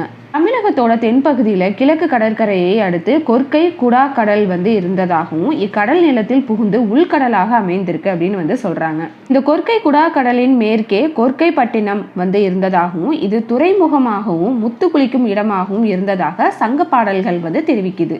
அந்த காலத்தில் வந்து தாமிரபரணி ஆறு வந்து கொற்கை குடா கடலில் வந்து கலந்ததாகவும் கடற்கரையில் இருந்து 5 மைல் தூரம் புகுந்து உள்நாட்டு கடலாக இருந்தது. பிற்காலத்தில் கிபி 10ஆம் நூற்றாண்டுல மண்முடி இது வந்து மறைந்தும் போகுது. கடற்கரையில் வந்து கடல் அலைகள் மணலை கொண்டுட்டு வந்து இந்த கொற்கை குடா கடலில் ஒரு பகுதியை தூர்த்து அதை வந்து தூர்ந்து போக செய்யுது. கொற்கைக்கு பிறகு காயல் என்ற இடம் பாண்டியர்களோட துறைமுக நகரமாக விளங்குது. தற்போது அந்த இடம் பழைய காயல் என்று அழைக்கப்படுது. கிபி 13ஆம் நூற்றாண்டின் பிற்பகுதியில் காயல் தான் சிறந்த துறைமுக நகரமாக இருந்திருக்கு அப்படின்னு வந்து மார்க்கோ போலோ வந்து சொல்றாரு. இதன் மூலமா கிபி 12ஆம் நூற்றாண்டின் கொற்கை வந்து மறைந்து போய் விட்டது அப்படின்னே நம்ம வந்து எடுத்துக்கலாம். அதுக்கப்புறமா அந்த நகரை பத்தி எந்த ஒரு பேச்சுமே இல்லாம இருக்குது. இந்த கொற்கை துறைமுகத்தை பற்றி கிபி 1ஆம் நூற்றாண்டில் தென்னிந்திய கரையோர பகுதிக்கு வந்த சுற்றுலா பயணி பெரிப்ளூஸ் தன்னோட பயண கட்டுரையில வந்து குறிப்பிடுறாரு. ரோம் நாட்டின் அகஸ்டஸ் அரசர் வந்து அரசவைக்கு கொற்கை முத்துகளை வந்து பரிசாக அளிக்கப்பட்டதாக தன்னோட குறிப்பில் வந்து அறிஞர் ஸ்ரீராபோ வந்து பதிவு செய்கிறாரு. மதுரை மற்றும் கொற்கை மன்னர்கள் வந்து வலிமை வாய்ந்த அந்த குதிரைப்படையை வந்து வைத்திருந்ததாகவும் கொற்கை துறைமுகத்தில் வந்து பாய்மர கப்பல்களின் மூலம் 16,000 அரேபிய குதிரைகள் வந்து வந்ததாகவும் அவங்களோட அந்த வரலாற்று அறிஞர் வந்து வாசப் வந்து சொல்றாரு. கிபி 130ஆம் ஆண்டு வரை பாண்டியர்களோட முதன்மை தலைநகரமாக கொற்கை தான் வந்து இருந்ததாகவும் அதற்கப்புறமா தான் தலைநகர் வந்து மதுரைக்கு வந்து மாற்றினாங்க அப்படின்னு வந்து டால்மி என்ற வெளிநாட்டு பயணி வந்து அவரோட குறிப்பில் வந்து எழுதுறாரு. குமரிகண்டம் என்னும் நாவலந்தீவு இருந்தது உண்மைதான் அப்படிங்கிறதுக்கு வந்து நிறைய சான்றுகள் வந்து நமக்கு கிடைக்கிது. இந்திய தொல்லியல் துறையால் 55,000க்கும் மேற்பட்ட கல்வெட்டுகள் வந்து கண்டுபிடிக்கிறாங்க. அதில் வந்து பாதிக்கும் மேற்பட்ட கல்வெட்டுகள் வந்து பொறிக்கப்பட்டதில் வந்து தமிழ் எழுத்துக்கள் தான் இருக்குது அப்படின்னு வந்து சொல்கிறாங்க. இந்த எழுத்துக்கள் வந்து பிராமிய வடிவிலையும் வட்டெழுத்து வடிவிலையும் இன்றைய தமிழ் எழுத்து வடிவிலையும் வந்து காணப்படுது அப்படின்னு வந்து சொல்கிறாங்க. மதுரை அருகே மாங்குளம் என்னும் கிராமத்தில் ஒரு குகையின் சுவரில் வந்து பொறிக்கப்பட்ட கல்வெட்டு 1966ஆம் ஆண்டு கண்டுபிடிக்கிறாங்க. பாண்டியன் நெடுஞ்செழியன் சமண துறவிகளுக்கு நன்கொடை வழங்கியதை பற்றி செய்தி வந்து அதில் இருந்ததாகவும் அந்த கல்வெட்டின் காலம் கிமு 2000 நூற்றாண்டு அப்படின்னு வந்து தெரிவிக்கிறாங்க. கல்வெட்டு காலத்துக்கு 113ஆம் ஆண்டுகளுக்கு முன்பு தமிழ் மன்னர்களோட கூட்டமைப்பு ஒன்று இருந்தது என்றும் காணப்படுகிறது. இது கிமு 2000 நூற்றாண்டை சேர்ந்த கல்வெட்டு அப்படின்னு வந்து சொல்றாங்க. சேர, சோழ, பாண்டியர் மற்றும் அதியமான் ஆகியோரின் ஆட்சி நடைபெற்றது என்னும் தகவல் வந்து அசோக சக்கரவர்த்தியின் 2ஆம் மற்றும் 13ஆம் நூற்றாண்டின் தூண்களில் இருந்து நம்ம வந்து தெரிய முடியுது. சென்னைக்கு அருகே உள்ள அத்திரம்பாக்கம் என்னும் இடத்துல 15 லட்சம் ஆண்டுகளுக்கு முன்பு பயன்படுத்தப்பட்ட கற்களால் ஆன கருவிகளை வந்து கண்டுபிடிக்கிறாங்க. பூம்புகாரில் நடைபெற்ற கடல் அகழ்வாய்வின் முடிவில் வந்து அதன் காலம் கிமு 300 முதல் கிபி 300 வரை அப்படின்னு வந்து கண்டுபிடிக்கிறாங்க. 2011ஆம் ஆண்டு பழனிக்கு அருகில் பொருந்தல் என்னும் கிராமத்தில் நடத்தப்பட்ட அகழாய்வில் வந்து நெல்மணிகள் வந்து சேமித்து வைத்து உள்ள அந்த மண்கலம் ஒன்றை வந்து கண்டுபிடிக்கிறாங்க. அதில் வந்து வைரமணி என்ற தமிழ் எழுத்துக்கள் வந்து காணப்படுது. பின்னர் அமெரிக்காவில் உள்ள ஆக்சிலரேட்டட் மாஸ் ஸ்பெக்ட்ரோமீட்டர் அப்படிங்கிற முறையில் வந்து நடத்தப்பட்ட இந்த கார்பன் டேட்டிங் மூலமாக இதோட காலகட்டத்தை வந்து நமக்கு வந்து சொல்கிறாங்க. கிமு 490ஆம் ஆண்டுக்கு முற்பட்டது அப்படின்னு வந்து தெரியவும் வருது. 1970ஆம் ஆண்டு கொற்கையில் நடத்தப்பட்ட ஆய்வில் அங்குள்ள தமிழர்கள் வாழ்ந்த காலம் கிமு 780 அப்படின்னு வந்து கணிக்கிறாங்க. அடுத்து எகிப்து தமிழர் நாகரிகத்தை பார்க்கலாம். எகிப்தில் 1927ஆம் ஆண்டு மேற்கொள்ளப்பட்ட அகழாய்வின் போது மண்டை ஓடுகள் தோண்டி எடுக்கப்படுது. ஆய்வு செய்ததில் வந்து அது வந்து தமிழர்களோட மண்டை ஓடுகள் என்று அதை வந்து உறுதி செய்கிறாங்க. எனவே கிமு 6000 ஆண்டுகளுக்கு முன்பிருந்தே தமிழர்கள் எகிப்தில் வாழ்ந்ததாகவும் அது வந்து தெளிவாகவே நமக்கு வந்து தெரிய வருது. இறந்தவங்களை எரிக்கும் இடத்தை வந்து சுடுகாடு என்றும் புதைக்கும் இடத்தை இடுகாடு என்றும் அழைக்கிறாங்க. பண்டைய காலங்களில் சாதாரண மக்கள் வந்து இறந்துட்டாங்க அப்படின்னாக்கா சிறு குழி ஒன்றை வந்து வெட்டி அதில் தான் வந்து புதைப்பாங்களாம். அதை வந்து சிற்றிற்காடு அப்படின்னு வந்து அழைக்கிறாங்க. அரசர்கள் போன்ற உயர்குடியில் பிறந்தவங்க வந்து இறந்தாங்க அப்படின்னாக்க பெரிய அளவில் வந்து கட்டடம் கட்டி அதில் தான் வந்து புதைப்பாங்க அப்படின்னு வந்து சொல்கிறாங்க. வந்து பெருமீடு காடு அப்படின்னு வந்து அழைக்கிறாங்க. நாளடைவில் இதுதான் வந்து பிரமிடு அப்படின்னு வந்து அருவியும் நிற்கிது. இந்த பிரமிடு என்பது தூய தமிழ் சொல் என்றும் அங்கு தமிழர்கள் வாழ்ந்ததும் அவர்களால் கட்டப்பட்டது இது அப்படின்னு வந்து உறுதியாக வந்து சொல்கிறாங்க. நைல் நதிக்கரையில் வாழ்ந்த ஜெர்சியர்கள் தமிழ் மரபில் வாழ்ந்து வந்தவங்க அப்படின்னு ஆற்றான் என்ற ஆய்வாளர் வந்து உறுதியாகவே வந்து சொல்கிறாரு. நீல நதி என்று அழகு தமிழில் அழைக்கப்பட்ட பெயர் தான் மருவி நைல் நதி என்று மாறிடுச்சு அப்படின்னு வந்து சொல்கிறாங்க. இப்போ லெமுரியா கண்டத்தோட இயற்கை அமைப்புகளை வந்து பார்க்கலாம். லெமுரியா கண்டம் முழுவதும் சிறு எரிமலைகளும் நில அதிர்வுகளும் அடிக்கடி வந்து இங்கே வந்து காணப்படுது. கண்டத்தின் மத்திய பகுதி பெரும்பாலும் மலைகள் இல்லாமல் மட்டமாகவே அமைந்திருக்கு. உள்ள இந்த சதுப்பு நிலங்களில் வந்து கொதிக்கும் நீர் வந்து நிறைந்து ஆவி கிளம்பி கொண்டே இருக்கும் அப்படின்னு வந்து சொல்கிறாங்க. இந்த நிலம் வந்து இப்போது நேபிள்ஸ் நகரின் அருகே உள்ளது அப்படின்னு வந்து குறிப்பிடுறாங்க. அங்கே வந்து காடுகளில் வந்து சூறல்கள் எனப்படும் காட்டு புதர்கள் தான் அதிகமாக இருந்ததாகவும் இன்றைய சூறல்களை காட்டிலும் அது வந்து பல 100 அடிகள் உயரமாக வந்து வளர்ந்துருக்கு அப்படின்னு வந்து குறிப்பிடுறாங்க. மேலும் இந்த யூக்கலிப்டஸ் என்றும் செம்மரங்கள் அதிக அளவில் வந்து வளர்ந்துருக்கு அப்படின்னு வந்து சொல்கிறாங்க. ஆஸ்திரேலியா மற்றும் நியூசிலாந்து போன்ற நாடுகளில் இந்த மரங்கள் வந்து ரொம்பவே வந்து அதிகமாக வந்து காணப்படுது.